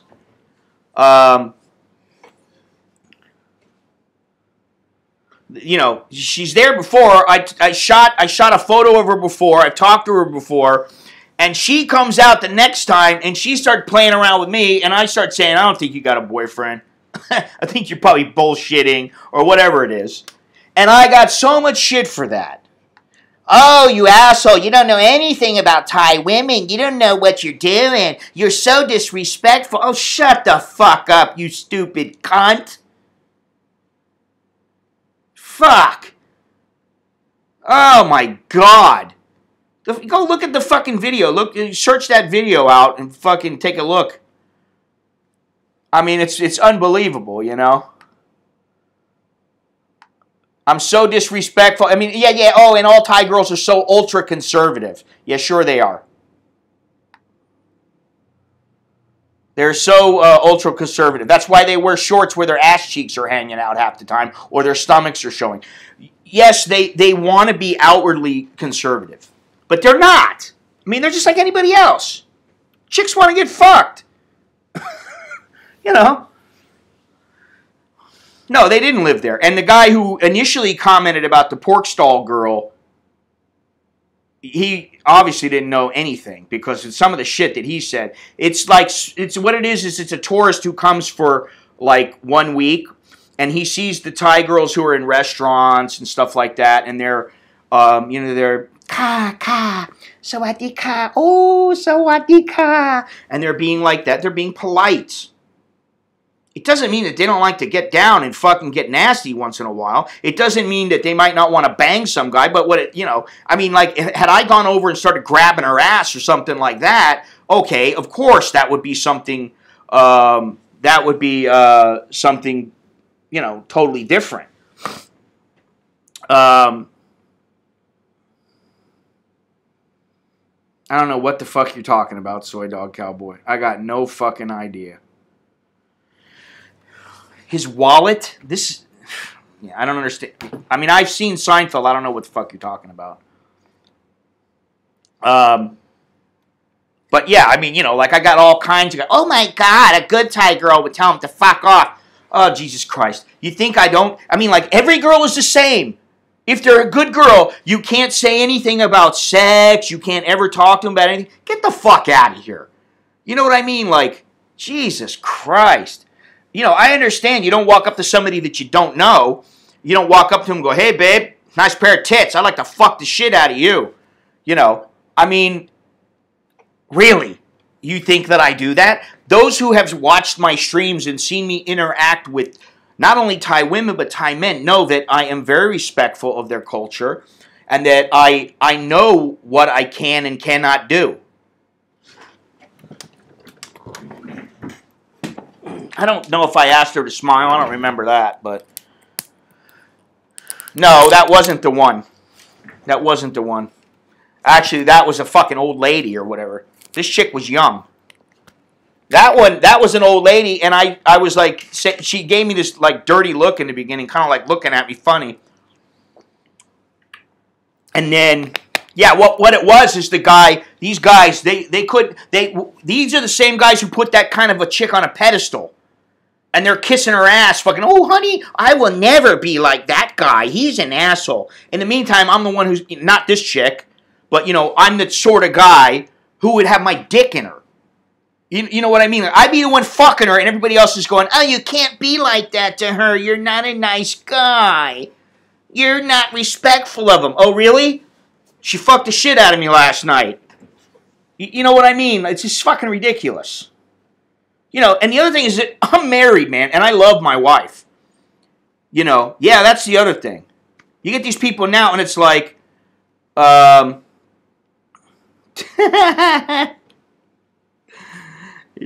I once, my very first passport, I broke a bottle of cologne in a backpack, and it went all over my passport, and so my passport smelled like, what was that cologne? It started with an L. I don't know. It was a really musky kind of cologne. I thought it was pretty good. I liked that when I would pull it out and we'd be like, oh, it smelled so good, But this is the thing. I mean, like, yes, you need to be very respectful, but Jesus Christ, I mean, like, people, these fucking PC motherfuckers, they gotta understand something. Like you got all these fuck, man. That Nancy Pelosi cunt, that bitch probably has never got fucked in her life. She needs to get fucked and chill out, man. She's a fucking old woman. I can't believe she was getting dick when she was young, at least not in the right way, because she's just a twat. I mean, like some of these, Maxine Waters and all these other bitches. What the fuck? It's like, Jesus Christ, man. I was just saying something to somebody about, well, a couple of people, actually, I've said this to recently, and that is, the name of the game in life is to make it to the end and make that end as far away as possible, and then enjoy everything in between.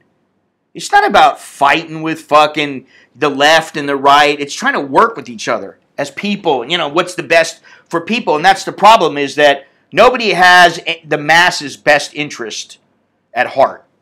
They're all full of shit.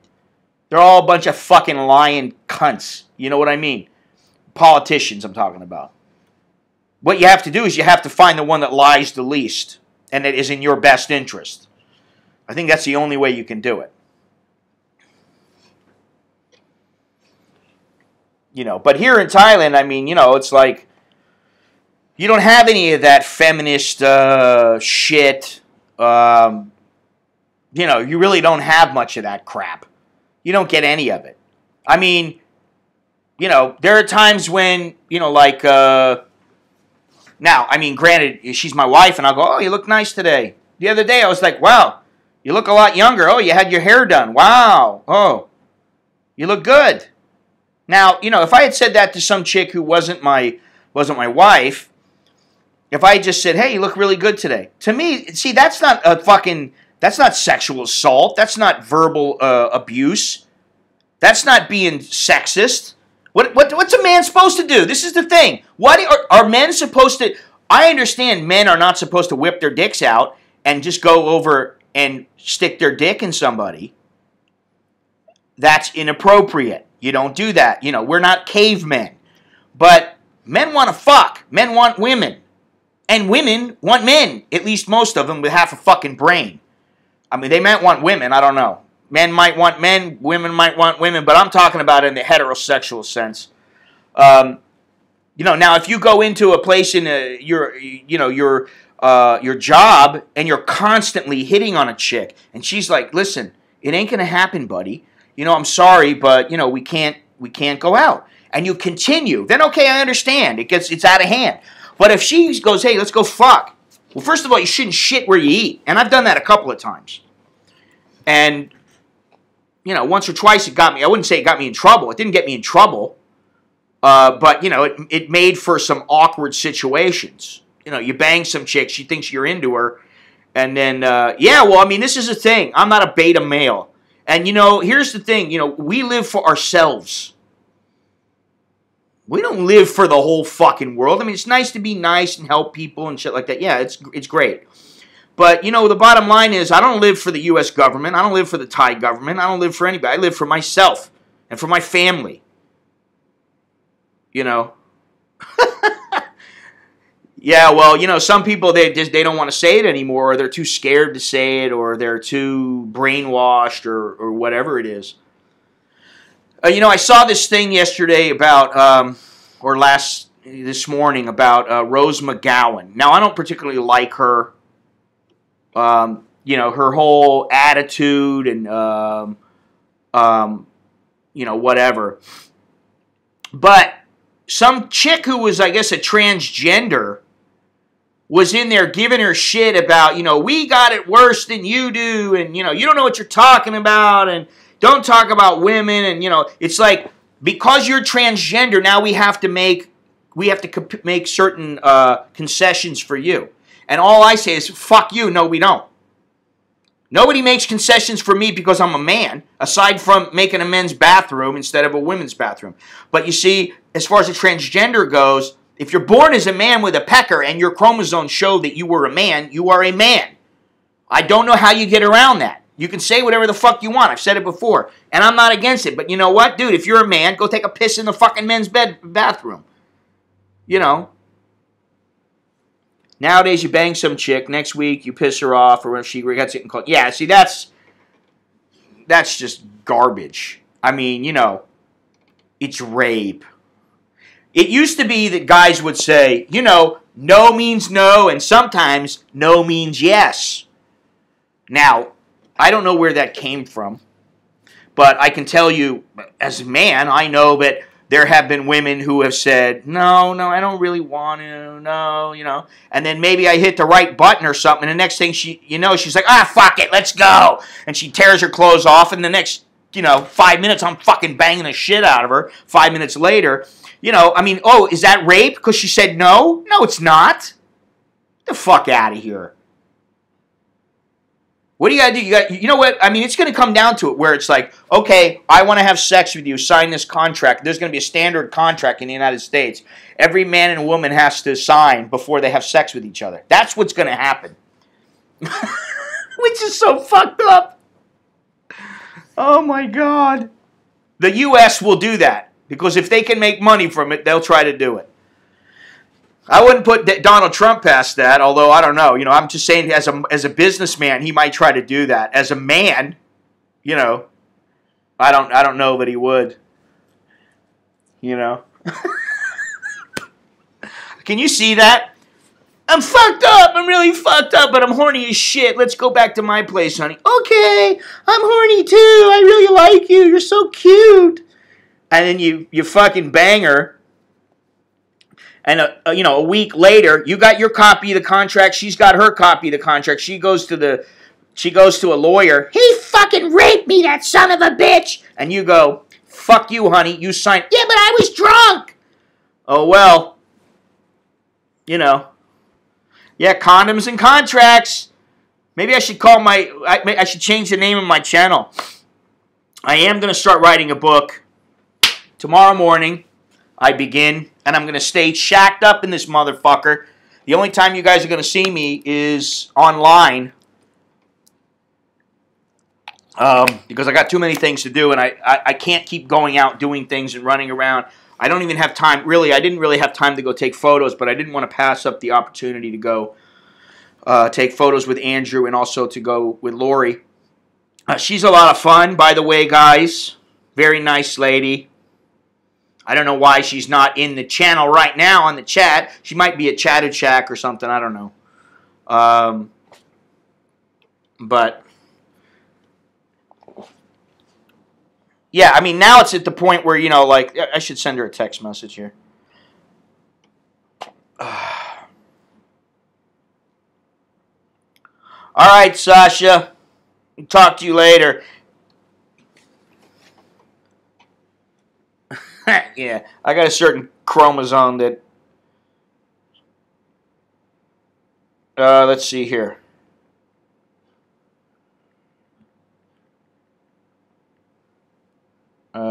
If so, get the paella. I'm on a chat now. Oh, thank you, Sicklehorn. Thank you ever so much. What I was going to say earlier, now that I think about it, is, you know, Dennis and I did a little test yesterday with the videos, and it seems that the videos are not 100% secure the way that I wanted to set it up. I'm not really sure, but it seemed like that one or two people would come in every once in a while. They could actually see the stream. So what I need to do and what I'm going to do in the next 2 to 3 days is I need to compile a mailing list. And basically, it's just a list of emails. It's not really even a mailing list. But and then when I start the video up, it's a completely private video, and only the people with the emails that I've attached to that video rather will be able to see the video, and it'll be inside of the members section, and it'll be on YouTube, but nobody else will be able to see it because they don't have their email address associated with their YouTube account in the video that I'm uploading, or the stream rather that I'm putting up. And that's pretty important because and Dennis, we can do another test of that shortly, but I think it'll work just fine. But on the 16th, I wanted to say this again, on the 16th of this month, I'll be out and about in Chinatown. That is the first day of the Chinese New Year. So in Yaowarat, Yaowarat Road in Chinatown, they start the festivities off with the big, you know, they have the top guys from the region. She's at CASHAPP. She's at CASHAPP. No, we didn't sign any contracts.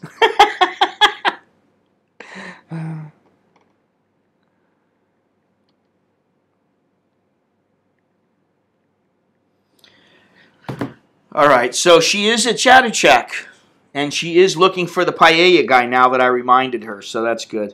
Let's see, what was I going to say? Oh, yeah, so on the 16th, there is, well, we'll square that away, Dennis. So yeah, all the people who have memberships, and I can get the email. I can get the emails from most people. But if there's any problems, I will. I'll send somebody, whoever I have the problem with, I'll send them a message and let them know maybe I need an updated email address or confirm their email address or something like that. But the people in Patreon and the people who are members already, the people who have recently signed up, you'll be in that. I'm going to make it up, and then basically all I'm going to have to do, I'll make up the list. And then basically if somebody's membership lags, or they don't pay it and they don't renew it, or somebody adds their membership, then I'll just put their email in. And then boom, every time I have the list, I put it in there and everything's private. Because I want it completely private. I don't want some people being able to get in and squeeze their way in and I have to ban them and that kind of shit. That's not really what I want. And then on the 20th, I go to Sangkhlaburi for the bare knuckle fights. I don't want to test. I can't do it today, Dennis. I got shit to do. I got too much shit to do. I got to go to my kid's thing, and I've got to do a video with his instructor. We've already told him about it. And then I've got to go and pay something for my wife, and then I've got to something else I got to do tonight. So, I did have a shot of tequila last night, by the way, and some wine, which I don't usually do, but okay. Yeah, we'll work it out, Dennis. Don't worry about it. Everybody keeps saying that. Kanchanaburi trip would be nice. Kanchanaburi trip. Fuck, I've been to Kanchanaburi 50 fucking times. I was just there a couple of months ago. And there's all kinds I didn't even put up some of the Kanchanaburi footage that I've had. I haven't had a chance, and I've been giving Alex some of the stuff, and he's dicking around with it, and he doesn't always have the time to get the stuff done. But that's neither here nor there. That's kind of why I want to stay at home for the next week. Because I need to focus a little bit more.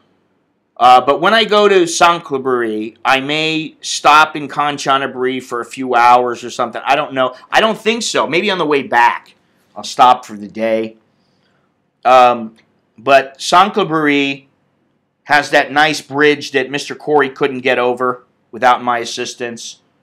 The one where he kind of freaked out a little bit.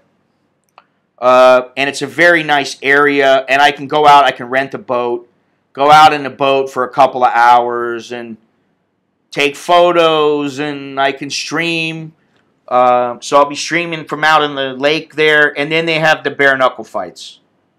But you gotta have a membership.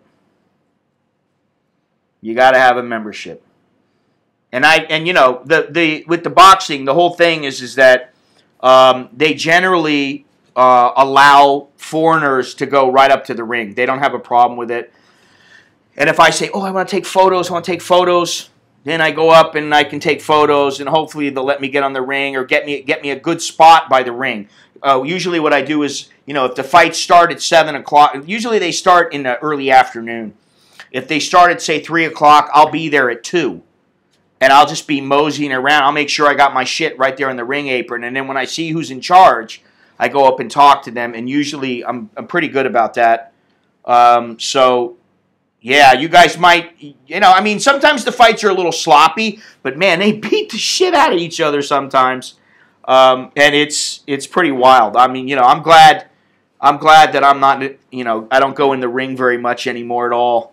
Because I just don't feel like getting hit on a regular basis. It's nice sometimes. It used to be nice. I'd be younger and I'd be like, I got a black eye, I got a fat lip, oh yeah, and then some of you like, how come you got a black eye? You get into a fight? No, I was boxing. It felt good to be able to do that because I felt like I was different. But nowadays, some women do it. They do have some women doing it. Usually they don't do it with the main event or anything like that, because only recently have they started allowing women into the ring. And if they do, it might be, sometimes they even do it where the women are only at a certain time and they're all together, because that doesn't bring bad luck and bad spirits to the men who are coming in fighting. That's why you'll never see a woman fighting in Lumpini Stadium or Rajdamnern Stadium. They have their own stadiums. You'll never see them fight there. And I got into it with a chick once. I was up, at the time I had a media visa, and it was up on the ring apron taking photos in Lumpini Stadium. At the time, I was the only foreigner who had that kind of visa, and I was standing there in the corner, like kind of standing and like kneeling and laying down and all this other kind of stuff. So this girl comes up to me and says, can I take photos? And I go, yes, you can, but you can't touch the ring. So, of course, she starts getting in and leaning on top of the ring, and they ran right over it and said, no, you can't be on the ring. And she's like, what the fuck, you know? And I was like, listen, women are not allowed in the ring. They're not allowed to touch the ring. Well, that's bullshit. I said, listen, this is how it's been for hundreds of years. It's their culture. What do you want me to say, honey? You know. And she didn't like it. And I was like, well, you know, what do you want me to say? I don't know what to fucking tell you. Another one of those things where, you know, I don't have the same rights as everybody else. Fuck you. I would love to open up a men's-only club. You know, like a fucking place where you went and shot pool, smoked cigars, fucking, you know, I don't know about banging broads in the back, but, you know, you had a place where you could chill out. You could have some sandwiches or something, or, you know, some drinks. You know, like a men's social club. Guys went out and hung out because they didn't feel like being around broads. And no broads allowed. I'm sorry, but no broads. You want broads, go out and go get yourself some hoe. Go to your guma, go to your wife, go to your girlfriend, do whatever you got to do, but not in the men's social club. Now, you might be able to get away with that in Thailand, but you know damn well you ain't going to get away with that in the U.S., at least not for very long, unless you are somebody very powerful, and then maybe you could do it kind of on the hush-hush, you know. So anyway, trying to get back to this because time's ticking down here. Fucking A. Let's see here. So I don't know, you know, if anybody else can think of anything that they might need, then you can kind of get an idea of what you can expect to spend in Thailand. I mean, you know, the thing is like, for me, is like, let's say that I lived alone now. I'm single, right? I know for a fact I don't ever want to live in a studio apartment again. Ever! I'll go fucking nuts. I'll go stir crazy. Seriously. I got to have at least a bedroom and a front room, like a dining room, a kitchen, you know, a living room, and a kitchen, and a bedroom. I need to have separate areas. And that way I have a little space, a little breathing room, you know. And that's one good thing is like, you know, listen, my office is probably, how much, what is this? Probably, I don't know, maybe 12 or 14 foot by 14 foot. And there are times when I get a little claustrophobic in here. After I've been in here for a while, I'm like, I got to get the fuck out of here. But you know what? I can go walk out on the balcony. I can go downstairs. I can walk out in the front area where we have, you know, the dog is and where it's like a carport. I can go sit on the sofa downstairs. I got places to move. That's the point. So some guys, they don't, you know, I think with older guys, they either don't give a shit or they do definitely give a shit. Oh, God.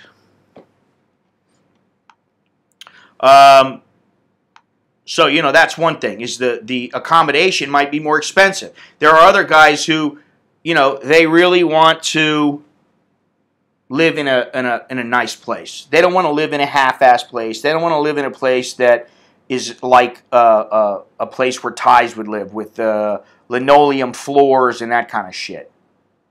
You know, why would they? If they got the money and they want to, and some people don't want to live high up. I'm one of them. I don't want to live on the 25th floor.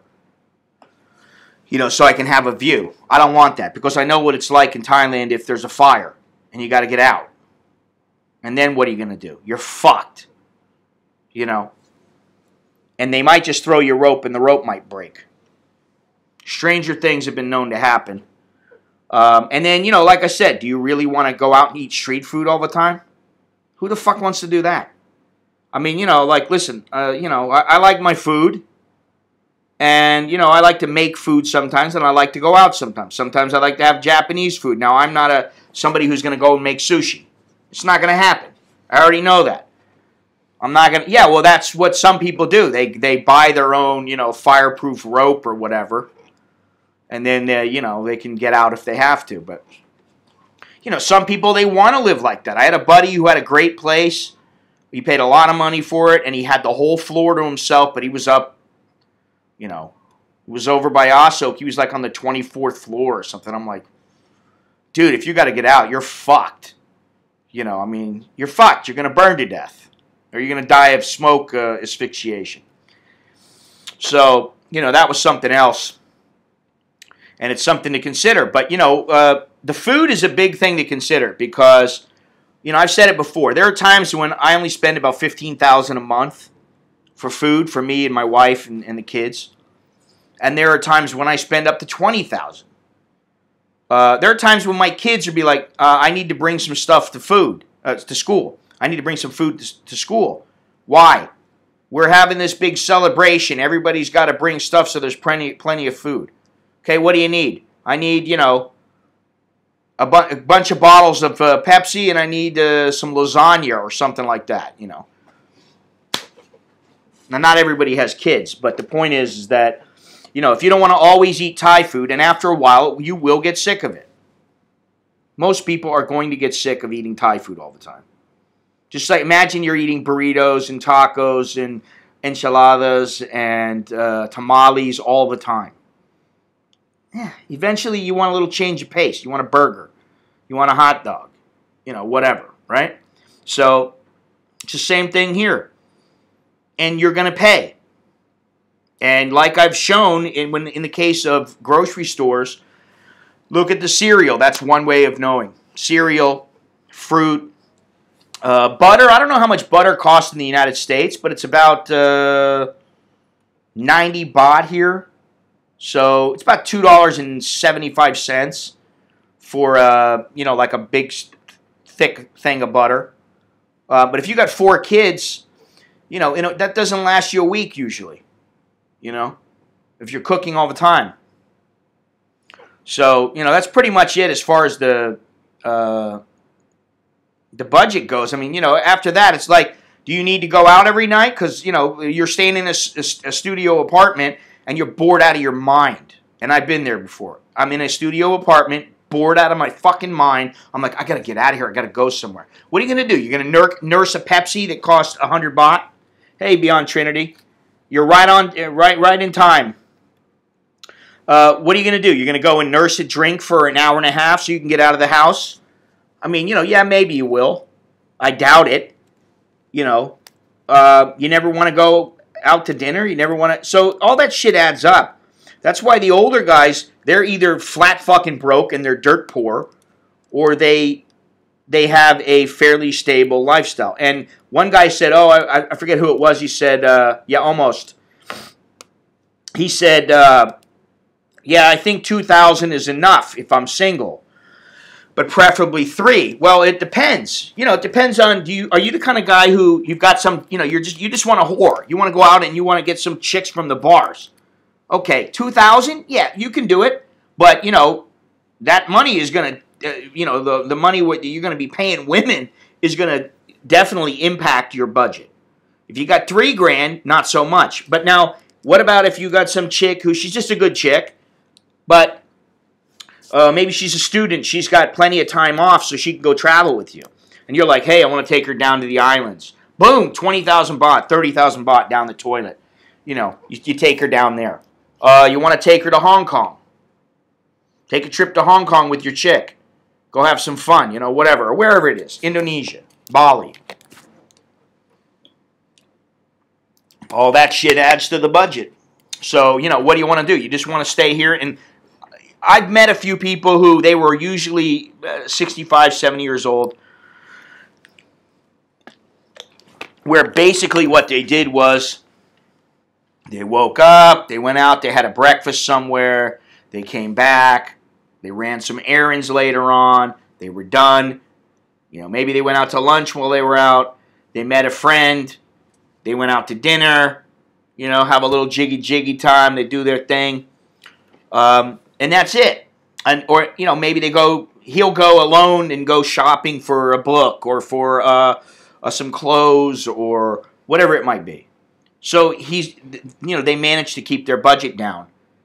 But if you're like some guy and you want this hot chick and she's high maintenance and she's got a job where she's like, trying to work her way up and she doesn't make much money. She's making 10, 15 grand a month. It's your budget is going to be a little bit higher than the guy who...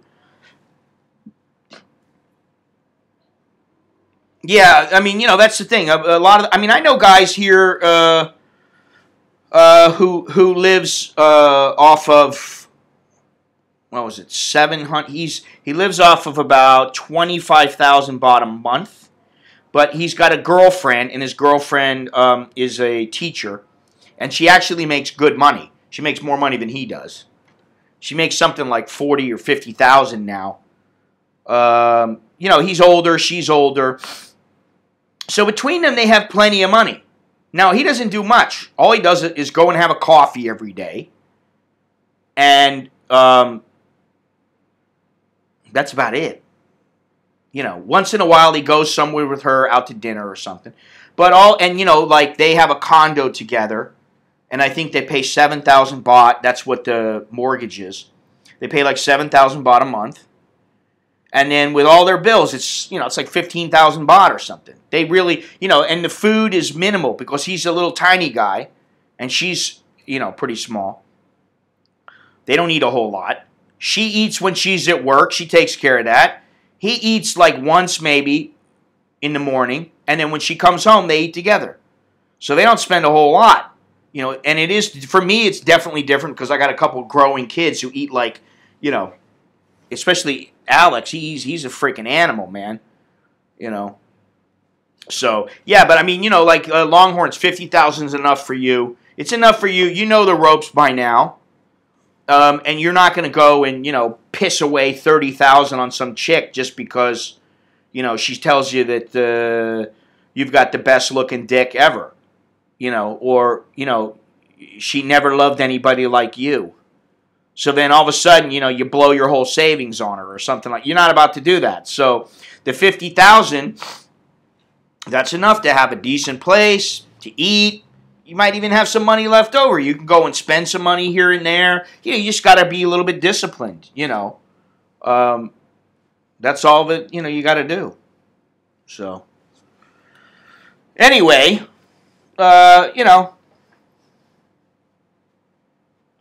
When it comes down to the money, I still say it pays to have more than less.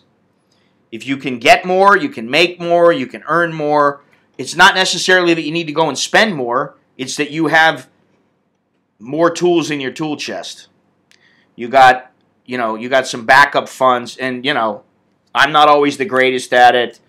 And my wife is constantly on my ass about it, save money, we got to save more money, we got to save more money, we got to buy a house, all the time, and she's right. And now I've got to the point now where I'm like, you know what, yeah, it's one of the most important things in my life that I need, and that we need as a family, so. Anyway, on to the final subject. And I'm going to dedicate a half an hour to this. And then I'm going to dedicate whatever I need to finish it up if it doesn't finish up in this stream. There was something I was going to do the next stream on. I don't remember what the hell it is. But I'll have to, this is the thing. Usually if I write it down right away, then it makes the grade. If I don't, then it doesn't. And we veered off the subject a little bit here. But you know what? We're not so full of ourselves that we know, that we believe that we're perfect. Shit happens. We veer off the subject sometimes. End of story. It's now time for the second reading of What's your poo telling you? The Poo Book. I love it. Loads of facts about your health.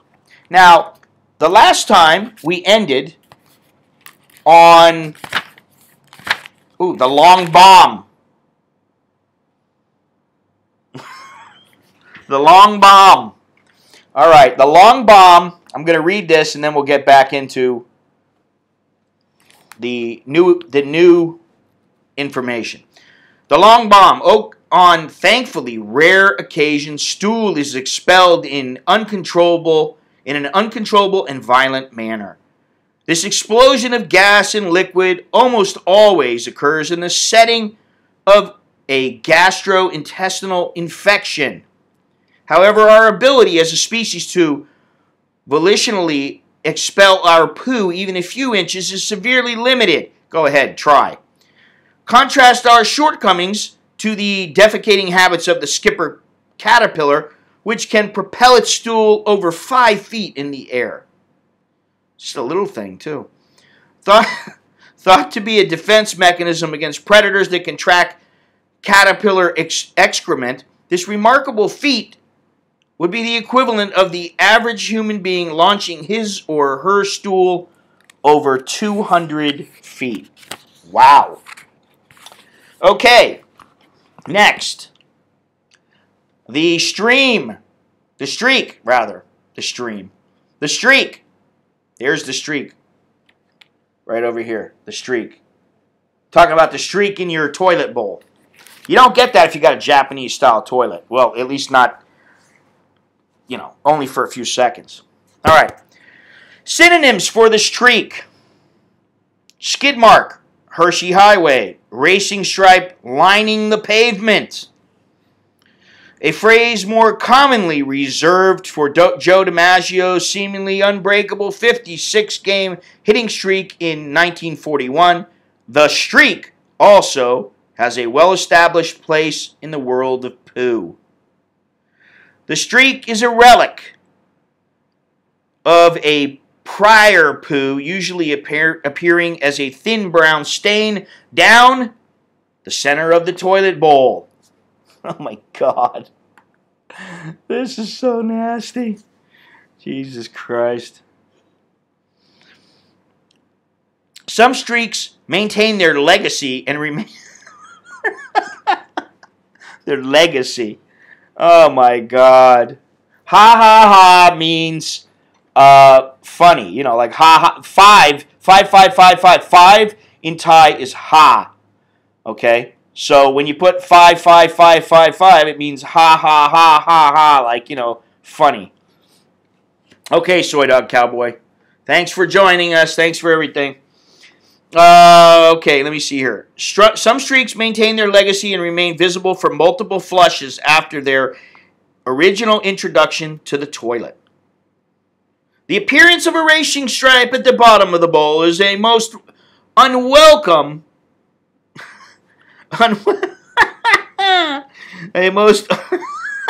sight for all would-be poopers, especially guests at a friend's dinner party. While one's first notion is to curse the streak's creator, it must be acknowledged that in a majority of cases, the rightful owner of this chocolate drizzle is oblivious to its existence. This ignorance is attributable to the fact that the streak only appears after completion of the flush. To ensure you don't leave a poo trail that leads to you, always give the post-flush glance to make sure you don't need an encore flush. I'd like to know something. How many here regularly need encore flushes? Oh my God. Let's see. I'd like to know that. Inquiring minds want to know. Inquiring poo minds want to know. Hello, Aubrey. Dr. Stool says, well, this is no streak to be proud of. It is rarely a cause for concern.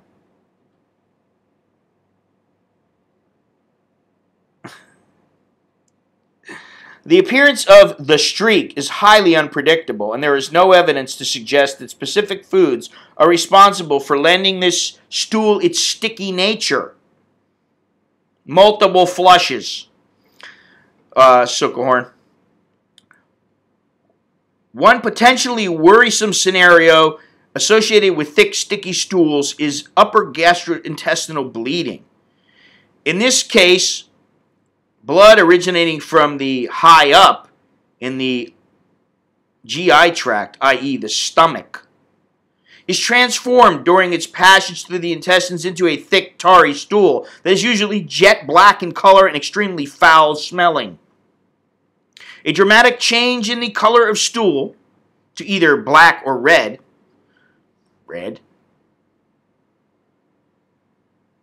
can often be the first indication of serious gastrointestinal bleeding. Next one. The sneak attack.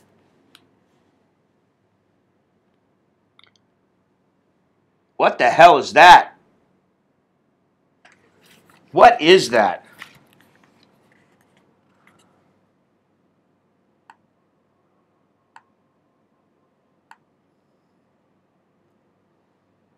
Surprise, that's what it says.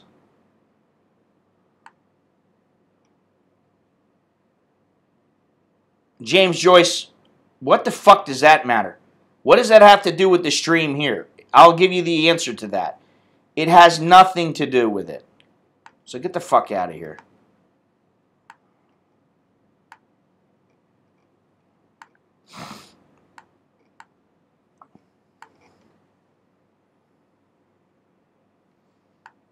Dennis, you're a little slow. Okay, ooh, God, yeah, well, the sneak attack. Synonyms: ambush poo, chocolate surprise, the deuce is loose, shard. Oh, yeah. Oh, yeah, we make jokes about the shard here. You know, with the kids. You shit your pants?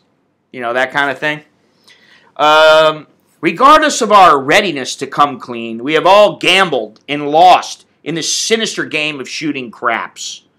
We look for a lucky 7, but alas, roll snake eyes.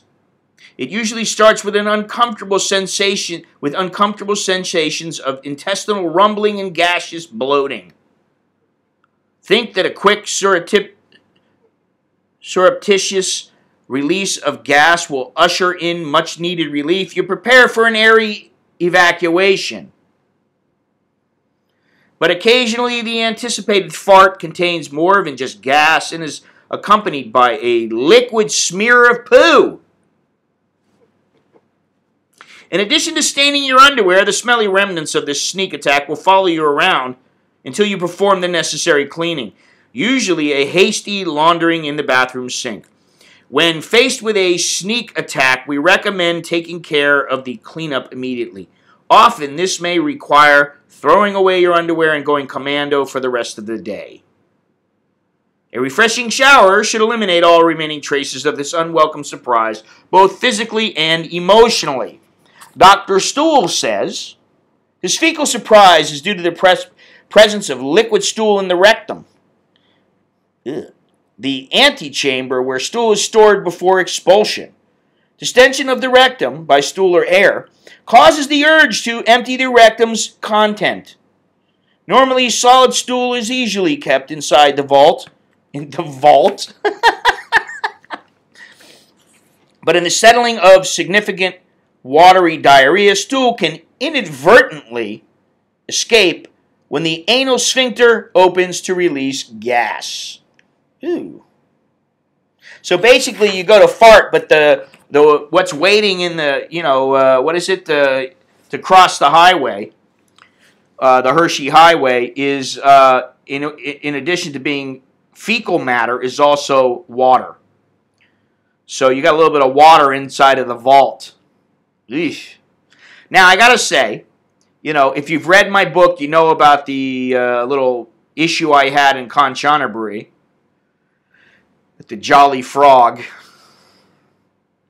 God, I'll never go there again. But what you may not know, I have told this story before, but when I was walking across Thailand, I walked, across the narrowest part of Thailand. It was so hot and I was sweating so damn much that I needed to continually drink fluids. I didn't want to get dehydrated, so I kept drinking. And, I drank just like 3 or 4 huge bottles of water, whatever it was. Drank a bunch of water. What do you call it? Sponsor, M-Sport. I was just loading up on the liquids because I knew I needed to not be dehydrated. And I'm walking along, and it was like there was on the right side, up ahead to the right, up ahead in the distance, in a shimmering light, was a farmhouse. And I thought, no, I'm not going to go in there and ask if I can take a dump. But I felt my stomach rumbling, and I was like, oh man, at least, I feel like I want to like release a big fart. You feel like your stomach's just gassy to where you just want to blow one out. And so, I'm walking along. I got, I'm carrying everything. I'm doing my thing. And I let one rip. And strangely enough, what do they call it? I had a sneak attack occur. Basically, I sharded. I sharded myself. And it was a shard that was large enough where I knew I don't want to be walking around with this in my drawers. It was just nasty, man. I mean, you got I don't know how many grams or whatever it was, but it was big enough where I was like, this is just fucking nasty. And so the farmhouse was close enough where, like, if somebody walked outside, they could probably see somebody across the street and back a ways that was standing there. So I didn't want to stand out in the open. And then if any cars drove by, I didn't want to be standing there with my ass hanging out because that might not go over good. So I went behind a tree. Now, I had a couple of bottles of water. I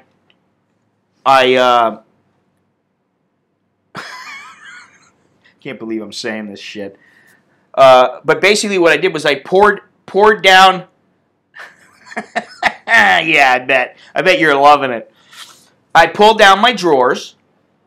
Hey, you got to do what you got to do, man. Pulled down my drawers, and I saw the offending sneak attack. And I went, oh, shit. And I got the water, and I poured it in my underwear. I basically poured it down my backside, got my hand, gave myself a quick wipe to make sure that I got rid of everything. Poured some more water on my... It wasn't a pebble. It was like soft serve. It was pretty bad. Well, I'm talking about how I walked behind the tree because I had sharded. I walked behind a tree, and I pulled my drawers down. They were shorts. And I positioned myself the best that I could. And I look, and, there's some green-brown liquid. It wasn't like a shit ball or anything. It was just like liquidy because I had drank so much water. It was more like kind of gooey.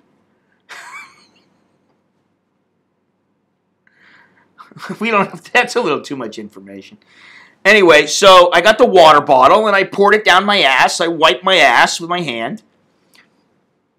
And then I got the, I got the thing that I had on my head. I had a fucking bandana on my head at the time. That's why I didn't have the green, I had this green, quick drying towel. And later on in the trip, I put that around my head. And the reason is because I didn't want to use the bandana on my head because I had dried my ass off and wiped my ass with that bandana. and wipe my hands with it first. And then I poured the water in my drawers, all over my drawers, and rinsed everything away. Kind of got the pants together and did a little scrub with it. You know, put more water in there. I probably dumped a whole bottle, a huge bottle of water in, you know, down my drawers. And then I pulled up my pants and I got back on my way. I just kept on walking. So, you know, at the end of the trip when I'm saying, I made it, yeah, I made it, yeah, well, I made it, and I made it with, you know, drawers that had been shitty a few hours before. You know, that was pretty fun. And that's what happens. I mean, you know, you think this is the thing. You hear this kind of stuff here. You don't hear it elsewhere. But let me tell you, what do you think? They're going up on mountains and going hanging from the side of a. They're hanging from the side of a mountain in a tent, and you think they don't shit or they don't have the shits? Of course, they put their ass down and they shit right down the side of the mountain. You know, and there's probably shit all on the. It wasn't all that much, but you know, it was. I don't know. Let me see. I can probably figure it out here. You should call me Shitty Scott.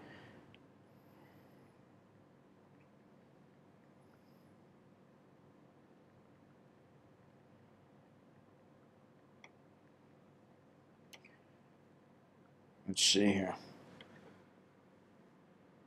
No. The width is only 450 kilometers. No. At that point, the width of Thailand is 450 meters? No, it's not 450 meters. That wasn't right either.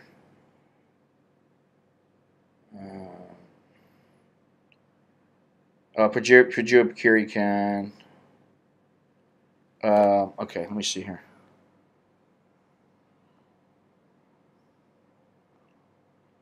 Of course, nobody knew where I was fucking talking about, too. Which made it even more difficult. I didn't know where the fuck I was going.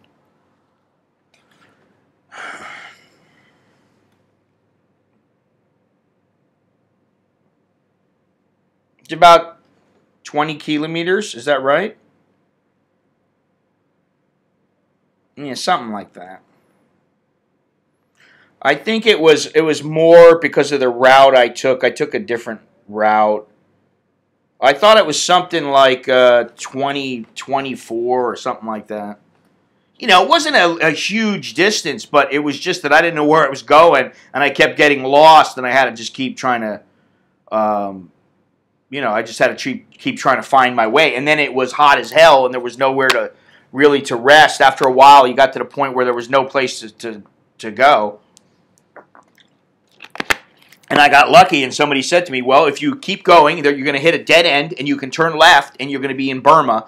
You can turn right, and you go up to a place that says the narrowest point in Thailand. And so I went right, and I found it, and, you know.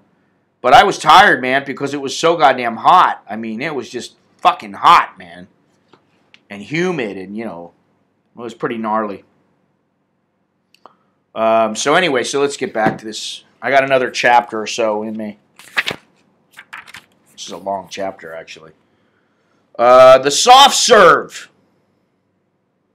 Synonyms: Jabba the Poo, Play-Doh, cow patty, septic seepage.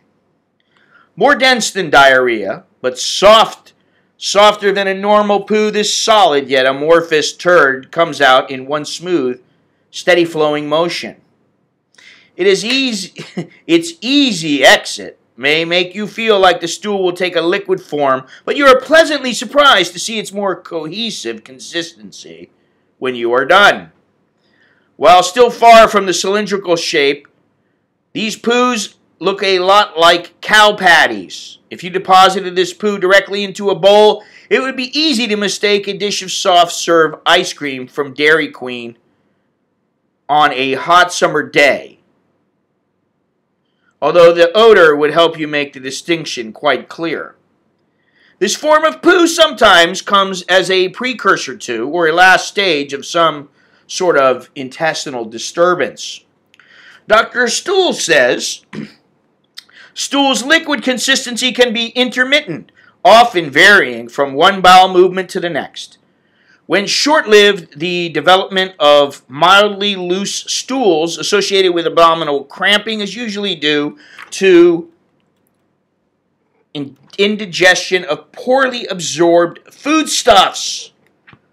While substances such as fructose in juices and sodas and sorbitol in sugar-free gum are becoming increasingly recognized, the most common cause of the soft serve is lactose intolerance. Lactose intolerance, the inability to digest the main sugar found in milk, is a remarkably common condition worldwide, especially within certain ethnic groups. Asian and African American populations have rates of lactose intolerance that approach 80%. Holy moly! So that means 80% of blacks and Asians, and when they have a milk product, they have a soft serve. Let's see.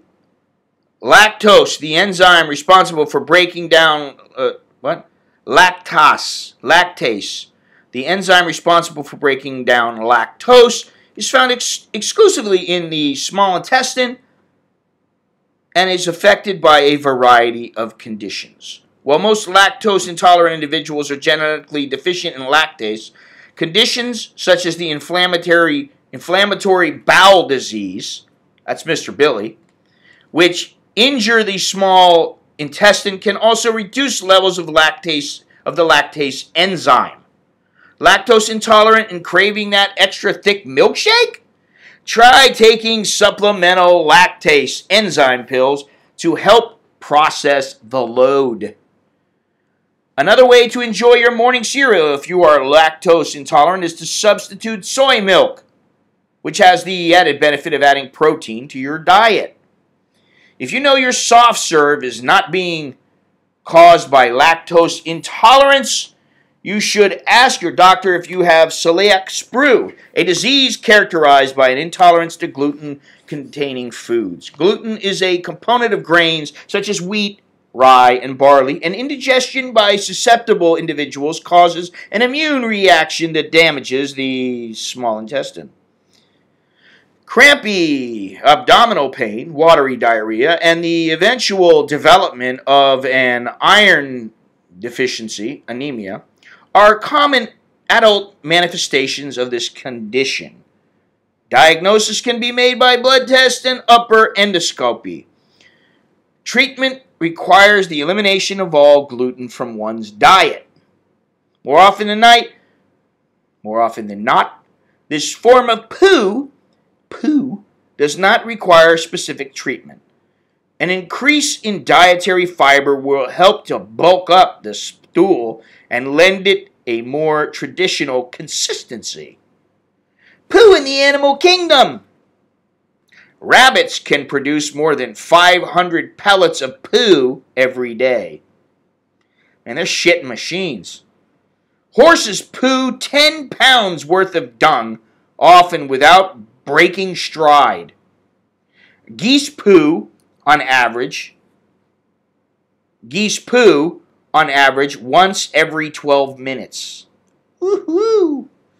Bears don't poo at all when hibernating. Their bodies create an internal butt plug made from feces and hair that prevents them from pooing while sleeping. How lovely. All right, well, I think that's enough for the day. We want to save a little bit of this. We want to savor it. Now, I do have another book after this that I want to read. A little bit at a time like this, and it's called Women. And it's by one of my favorite authors. So, I think it'll be quite good. It's called Women. It's by Charles Bukowski. Very enlightening. Pretty funny. So, anyway, let's see here. Yeah, remember about the membership that I will be trying to collect the group of the emails so that I can put the emails into every single stream, and they will just be a private stream, and then you'll be notified. Only the people who have memberships and who have I have their email addresses will be put into that little block that you get with YouTube, and it'll be a completely private stream. And Dennis and I will test that out. We tested the other one, and while it is generally fairly private, there is the chance that somebody could use the stream the way that it was going to be set up and get into the stream, and I don't want that because I don't want any trolls. We didn't have a whole lot today, which is great. I don't know if Dennis is still awake, but thank you, Dennis, once again. So that's one thing. If you don't have membership, go to my website at anamericaninbangkok.com. Just click on one of the buttons on the front page there, or click to go get a membership. You can get that. There's daily, monthly, quarterly, biannual, annual, all kinds of stuff. But there's a lot of streams, and you know, it's going to happen. And there's also videos and stuff like that. And I'm starting to get my act together, and hopefully Alex will be able to help me more. So, you know, that's great. Helps a lot. What else? The books, go to that website or go to Amazon, just type in my name. But if you want an audiobook, go to my, use the code Lore, L-O-R-E, and then number 5 when you're checking out, and you'll get a $5 discount off of that book, the audio book. That book should be available in Audible soon, audible.com. So if you sign up to Audible, you might be able to get the book for free. But, you know, then you got to remember to quit, or you got to sign up, and it's $15 a month, so it ain't cheap for Audible. Yeah. Don't forget, what? Dennis, are you still here? Are you still alive? Are you awake? Are you sleeping? Or what's going on? Am I not seeing things here? I haven't had a comment since Longhorn said, "That's me." So I'm losing you all. I had something like 57 people today, which is okay. I'm still looking to get it to 100 on average. We're up to 33 right now. Yeah. T-shirts. Yeah, I forgot about that. AnAmericanInThailand.com. If you're interested, I got some good T-shirts there. And I will be adding more probably in this month. I'll be adding a bunch of new ones. Fine art prints. Hey, ScottMallon.net. You can see some of my photography there. And there'll be a lot of new shots going up soon. I'm always putting up some new shots, but, you know. Yeah, well, you know, if they don't want to listen to the poo book, I understand. But, you know, don't bitch to me. Because poo is a fact of life. It's about time we started getting real around this motherfucker. You know, what? It's like, I don't poo. You know, it's like the girls that are so great looking. You know what I mean? It's like, oh, I can't go take a shit right now. My boyfriend will hear me grunting and groaning. It's like, wait a minute. If he's fucking you right, you're grunting and groaning anyway. So what's the difference? You're taking a shit versus you're getting laid. I mean, okay. One's a little smellier than the other, but, you know, we should be able to talk freely here. We're all adults. We want to know what your poo is telling you, and I'm providing a service. Thank you very much, Beyond Trinity. This book is a godsend. Wait until I read Women. There's going to be a lot of people that are going to not like that book if there's some sensitive little snowflakes in the stream. And you know what? That's okay, because they can get the fuck out of Dodge. That's what I got to say. Say goodbye. You know. What is it? Goodbye, good night. Say good night, Gracie. Oh, yeah. That's what they used to say. George Burns used to say that. Say good night, Gracie. So I'm looking forward to reading that book a little bit, too. You know, read a chapter here and there, a couple of pages here and there. It adds to the stream. I think it's a good addition. But the Pooh book was perfectly apropos to be the first book that I read. So yeah. And what else do I got? Oh, Patreon. I never talk about Patreon. Patreon's a good thing. Listen, you want to make sure I get to some of these places. I'm waiting for the confirmation of the price for for my trip to Myanmar and the overall cost. What I'm gonna do is it's perfect. I'm gonna make sure that I go myself, whether it's alone or with others. But if there are others that have the funds to go, I'll work out a price. I should have that shortly. And then, like I said today, I got to work on the Cambodia tour. I got to get on that because I should have had it done already, to be honest. I got to do a few things. So, anyway, that's really all I got. I appreciate everybody. Appreciate everybody coming on and watching. I can't believe the 3 hours flew by. And I will start putting up a, what do you call it? Podcast. A podcast. I will put a podcast up. And for the time being, I'm going to make it a free podcast. I may have members podcasts, now and then, but I'm going to try to put it on iTunes again, and hopefully, because of this live chatting and the stream and the streams and the increasing number of people I have, although the increase is a little bit slow, but I do increase all the time the number of subscribers and viewers in the chat. I think it's good to have a free podcast. So I believe that will be on Tuesday night Bangkok time, like 9 o'clock or 8 o'clock rather. I'll put it up somewhere, and you should look for some new photos because I'll have some new photos up pretty soon in my Facebook, on Twitter, on Instagram, and on my website. Just need to see if I got any photos that I want to put up there, and I guess that's all I got. So if anybody else has got anything to say, please say it now. Forever hold your peace. Let it be written, let it be said, let it be done. Yeah, the next stream, Tuesday, 9 o'clock a.m. Bangkok time.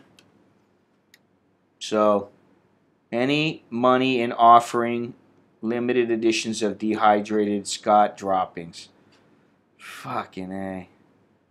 Yeah, what am I going to sell those for? $1,000? I'll take a shit and let it dry for $1,000. Oh, God. I could never I could never live with myself if I did something like that. Honestly. It's bad enough even contemplating the Hello Kitty stuff. I mean, really. It's pretty bad. If I can't make it, then I can't make it. If I can't make enough, I just can't make enough. I have to find another way. I have to do something else. Oh, Jesus, come on. Now, you're a member, right, Reginald? So I think I have your email address. Beyond Trinity, I know I do. Sucklehorn, I know. I think Aubrey, I might have it. I don't know. I don't know what the deal is with the membership or whatever. But I gotta take a look around and find that, and find all the emails, and then put them in the little box. Listen, I'd rather, honestly, you know what I'd rather do? I'll be completely honest, okay? Instead of poo droppings, which, how can I live with myself? How can I look at my kids when I'm like, I sold my dried up shit for $30? I mean, I just can't do that, right? I just can't live with myself. I'm too fucking proud. I would much rather say, hey, for $50, I'll send you a 6x6 print or something like that. I'd much rather do that. I think that's within striking distance for most people. $50 bucks. And that's enough where it helps me. And then you get something out of it, and I got to pay. I gotta pay, but basically you're getting a product. You're not just giving me money. I think that's a lot better. So if there's anybody who is interested in that, please let me know. You know, is that what they do? I mean, I wouldn't fucking put it past them. I'll sell you a piece of my vagina hair. I'll sell you a piece of my butt hair. It's $40, but you get to smell my ass. Oh my God. You know, I can't look at Kim Kardashian and even think of her as a woman. I really can't. And, you know, I got a buddy who used to say, no, the next book is not going to be about semen. You will be surprised. There's actually 2 books I'm working on. Actually 3. One is a photo book, which I'm not going to get into because I'm not sure about it. The other is a book about on chowder heads. And it's not a book like the last book. It's a story. Okay? And just so you know, it's fiction based on fact. Okay? Fiction based on nonfiction. And there may even be some stuff in there that happens to be based on my life. So, that should be good. And then, I am going to start putting together my own cookbook. At my mother's insistence, and you know what? I bet you it probably does better than any other fucking book that I put together. You know, I just got to come up with a good name, but it'll basically be, you know, like the old man's book on how to cook for kids or some shit. You know, like old man cooks kids food or some shit like that. Just drink coconut juice, dude. Drink lots of coconut juice. And you'll have plenty of semen. Plenty to go around. No cooking nude with Scott. Oh my God. Yeah, okay. So I'm sure you want my ball hairs and ass hairs in your food, right? Oof, disgusting. Actually, though, I am serious about trying to put together a cookbook. Because, you know, a lot of times I throw the stuff together. I mean, I just go down into the kitchen and I'll go, we got beans, you know, we got some potatoes, I got some onion, I got this, I got that. Next thing you know, boom, I got a big plate full of stuff for the kids, and it may not look fantastic sometimes. Sometimes it looks really good. You know, people might like it. Might be a good book to put in my own library, you know. What's going on here? Something just happened. Where was that I just took the other day? I took this picture. Oh, I did see, what's her name? Oof. I did see Miss, you know what, I got to edit this real quick. Let me just, before I leave, I'll show you this picture of something I had yesterday. Very, very tasty.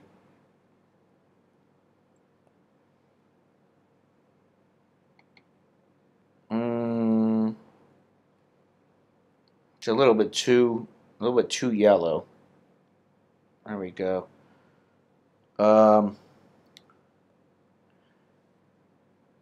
No, Cake is not the one who wanted wanted to have green hair. It was the other one from the sushi place. And which I gotta say was pretty funny because, you know, I went there with what's her name, with Lori, and all the people were looking at me like, "Oh, is that your wife?" And you know, and I was like, "No, it's not my wife." All right, let me see here.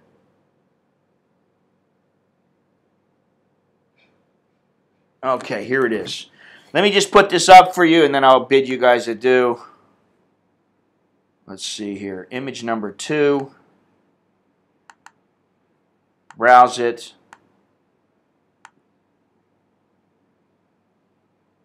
Blam. Download.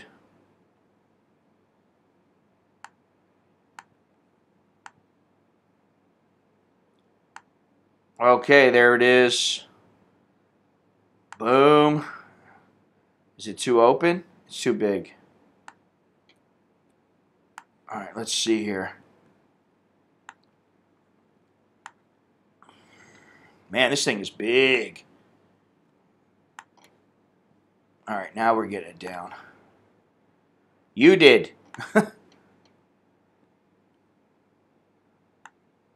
There you go.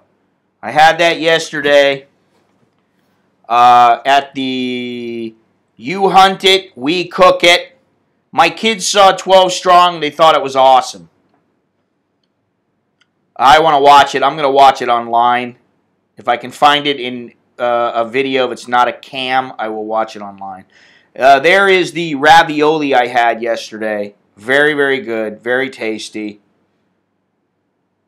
I love it. I love ravioli, lasagna, manicotti. What do you call that other one? The ziti. Ugh, yeah. No, nobody threw it up. It was excellent. Excellent! Look at that ravioli. Oh, it was tasty. Very cheesy. I'm going tomorrow during Super Bowl. Oh, really? Huh. Yeah, I forgot all about the Super Bowl. Anyway, that's it. That was like, how much was it? $2.50? 31? It's about, that's about $8. Jesus, thought it was like $6. That tells you, I mean, it used to be 40-something. It used to be 50, 60. It wasn't 60. It was never been 60. I don't know how he was saying it was almost 60. It's never even been anywhere near 60. Maybe he's talking Aussie. Cooking Italian with Scott Mallon. What about cooking Thai with Scott Mallon? Or just cooking for the kids or something. Old man cooks for his kids. Mr. Mom cooking for his kids. I don't know. I'll have to think about it. This is the thing. You brainstorm. You write down 100 different titles and you come up with one.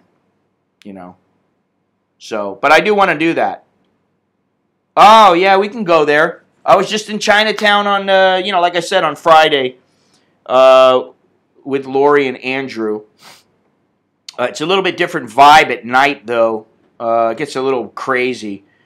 The thing with the Chinatown is it can be extremely crazy or it can be a little mellow if you go in the morning. I like to go in the morning when there's like people just setting up and there's almost nobody in the streets. I've gone out in the middle of the streets, just stood there, looked, no car, chick, taking photo after photo after photo, then boom, get out of the street. I've done that with cars in the street and with I don't put hot dogs in the macaroni and cheese, I'll tell you why. I think it detracts from the flavor of the cheese, which is what the cheesiness in the macaroni is what the kids like. When we used to phrase it, the term was cheesy goodness. Now, we do have some rice-a-roni, and I got to say that I was thinking about cooking some shake and bake tonight, Mr. Trinity, Mr. Beyond Trinity. But you know what? In the grocery here, they have shake and bake, so I bought another 2 boxes to make sure that we had enough for all of us. And today, when I got to go to the mall and pay into our savings account. And I'm going to buy some fresh chicken so I don't have to defrost the chicken, and I'll just keep it in the fridge. And when it's ready to cook, boom, I'll cook up some. I'll cook up some chicken. One chicken that I like for kids, now that we're on the subject of food, is you slice the chicken. Basically, it's like cordon bleu. You slice it almost all the way in half. You throw in some good cheese. You throw in some ham. You bake that bad boy. You can drizzle a little bit of honey on there. Put a little mustard on that bad boy. And before you know it, you got some satisfied kids. I'm always cooking them stuff. But, I want to get Bo's help. And I want it to be something that, like it could be for people who they got no time. They just want to slap something together. And, you're talking about under 15 minutes they can make a meal. So I think between that, a chowderhead book, and a photo book, if I can get all those done in the next year, you know, things will be a little bit easier. Well, Jose Lopez, last night we had burritos. Now, what kind of burrito do we usually eat? We get beans, we get some rice, we throw it in there, we get some, what's that cheese? Some white cheddar cheese. We get some cilantro, we get some a little bit crushed tomatoes, we get some red peppers, some spices, onion, chop it all up, a little garlic, and we put it all together and we get ourselves a nice burrito. You just make a bowl of this stuff and you throw it in as filling. But what we made last night was we got some hot dogs that have cheese inside of them. We sprinkled a little cheese on that bad boy, put some, no squirrel meat, we put some chilies and we put some red pepper in that bad boy. We crushed them all up, we mixed it all up, and yeah, we got it done. Yeah, well, you know, listen, slowly but surely my list gets cleared off. And sometimes I make a lot of headway, and sometimes I'm very slow. I found that since I've started drinking, my productivity has started to increase again. If you can believe that. It's true. I've knocked off a lot of things. You know, like yesterday. Listen, yesterday, yeah, they have these pizza hot dogs here. They're like one of the best brands that you can get here. I forget what the name of it is, but they're Butcher, the Butcher brand. And they come with these pizza kind of, yeah, I mean, listen, I have a nice glass of wine or two. I'll have a shot of tequila. Boom, man, I'm on my way. I'm happy. It doesn't put me to sleep. And I'm like, I got shit to do. I got to work. Yeah, well, you know, what are you going to do? I only got so much fucking energy, man. The battery is only so full. Yeah, you butterfly it. You cut the chicken breast. You slice it in. You throw some nice ham in there, you know. I made some, you know, like a tuna, what do you call the thing? Like a tuna casserole. I got the stuff that you make, and you can make lasagna with it. And it comes it's already made. The pasta's already made. And when it gets hot, it starts to soften. It's really hard, and then it softens. So what I did was I put one layer of the noodles, cheese, tuna. Then I put, you know, some other stuff, boom, boom, boom, layered it. You put it in the oven, and we just got a little mini oven. Put it in the oven. You make sure that it doesn't burn. You cook it up nice. Boom. You got yourself a nice tuna casserole. You know, can't be giving away all my secrets. You know, so, anyway, I've been procrastinating ending this stream. So, thank you very much, everybody, for continuing to support the chat, the stream, and everything else. Yeah, another thing on my list is those emails. I got to get everybody's emails together because I don't want to leave anybody out. Thank you, Sukahorn. I will send you an email probably in 5 minutes. So, yeah, I got a lot to do today. So, anyway, thank you, everybody. And until next time, I'm Scott. I'm an American. I'm still in Bangkok. Until next time, choke the lat jerken my. Dennis, I'll talk to you soon. Okay? All right. Adios, everybody. See you later there, Mr. Billy. We got that low clack waiting for you.